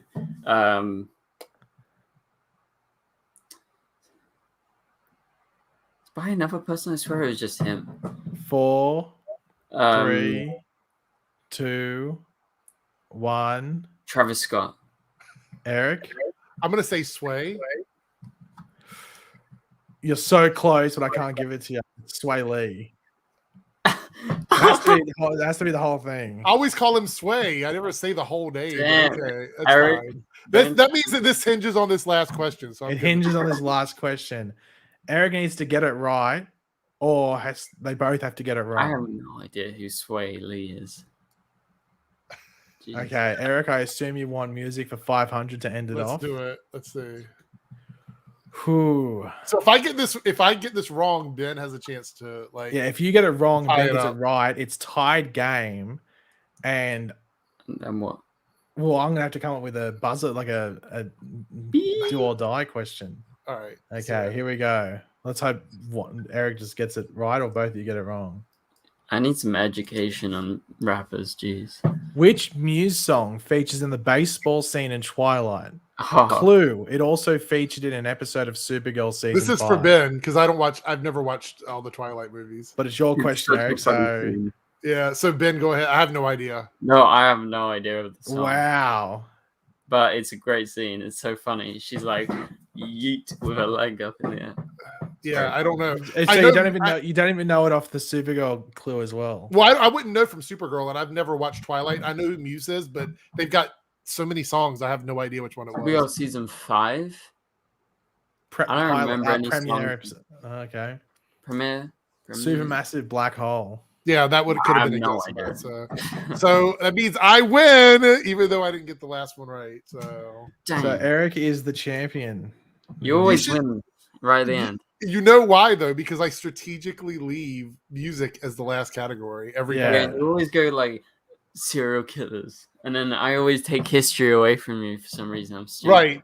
So like the smart thing to do would have been to steal answers for music first Music, and then force me to do history last. That would have been the way to win. I But you know didn't what? get It's too nothing. late. It's over and I win as the champ. I've won more trivias than anyone. Ben all of still our hasn't trivia won games, one so- yet. Have I not? He's been in the lead, I think, 3 or 4 different times, and I'm it's been always called by Eric. half the time I'm in the lead and then I lose because of music. Always. Oh, let me turn the chat back on. I beat Paige though. No. Was I there any haven't super beaten chats at all, or were you guys just kind of chilling? think I didn't see any, but then I again, wasn't beeped really looking. when we got done with the question. I beeped over for a second and I didn't see any, but I just wanted to make sure. I just need to clarify. I'm not a complete loser. I did beat PG. Oh, did you? Mm, Oh, that was in the one where he cheated though. no, Oh, I beat you. Mhm. That was in the one where there was all those stupid true and false questions where pretty much a Right? monkey, Yeah, like that's a cheating. monkey could have won that.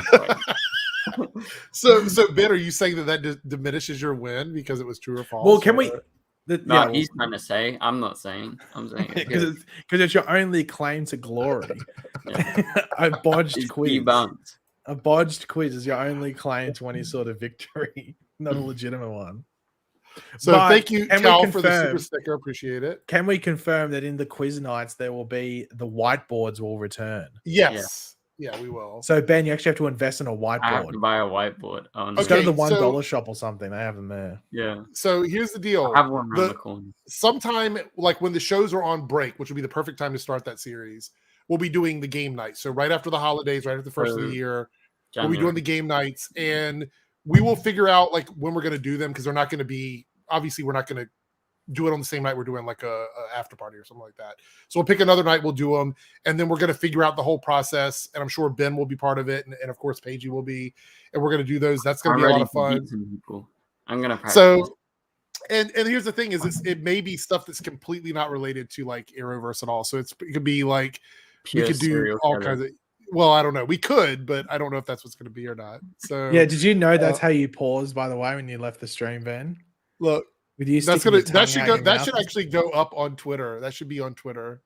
Wait. Oh no! Hold on. Well, hold on. Let me go. I'll go to Ben's most recent tweet, and I will reply to it with this picture in better quality. I'll flag you up. I will ban you Okay, again. here we go. So it's something about Roland Emmerich, who hasn't made a good movie in like 17 million years. Oh no. Okay, so there we go. I've replied. You can go look at the photo either via my Twitter in the replies, or just go to Ben's most recent tweet. Go confirm that. So Advir, hello, Team Eric number $2 super chat. Good evening. Can't wait for the next Flash episode. I think we all feel that way. I don't see anybody that's been completely like I'm not watching it after this anymore. I think a lot of people are reinvigorated to like come back to the show and give it a watch, and I think it's worth it, honestly. So Tackless Rhyme said Ben is not a complete loser, debunked. Well, partly, but not really. So that's pretty much it. We're going to wrap it up. I'm going to be on Ben's stream, actually finally tasting food this upcoming week, I believe. Thursday, I think, is when you're doing it. Because I have to get, like, honestly, it was like I had just had lunch, and he's like, oh, I'm going live. And I'm like, I'm not going to eat a bunch of food after I just had lunch. So the next time we do it, I'll wait, and then we'll do the stream together. So try not to vomit challenge. Marshmallow. Yeah, try that to vomit challenge. Absolutely. Yeah. So we'll be doing that. And then I think Ben for a while is going to be here for the after party, I think. I will try yeah. As a co-host. And I'll be inviting other people as well. So make sure you guys stay tuned for all of that. And then of course I'll drag Paigey back in once in a while as a guest or whatever, and we'll have fun there. So there we go.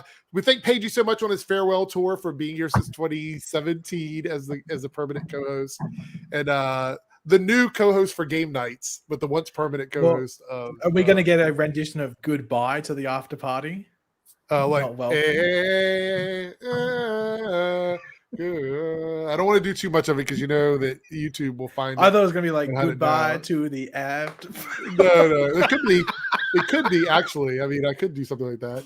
Anyway, so yeah, we're gonna take a break from doing games over here. We'll relegate that to just the game nights, and that's going to be a lot of fun.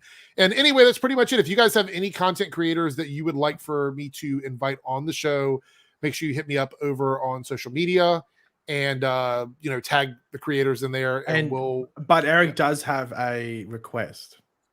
What is the request? He is not going to do the long requested and asked for series with Robert Storms, aka the Doppelganger series. That will not be done. That series will not be done. Doesn't want to confuse you. So there will be no Robert Storms Doppelganger streams. Yeah.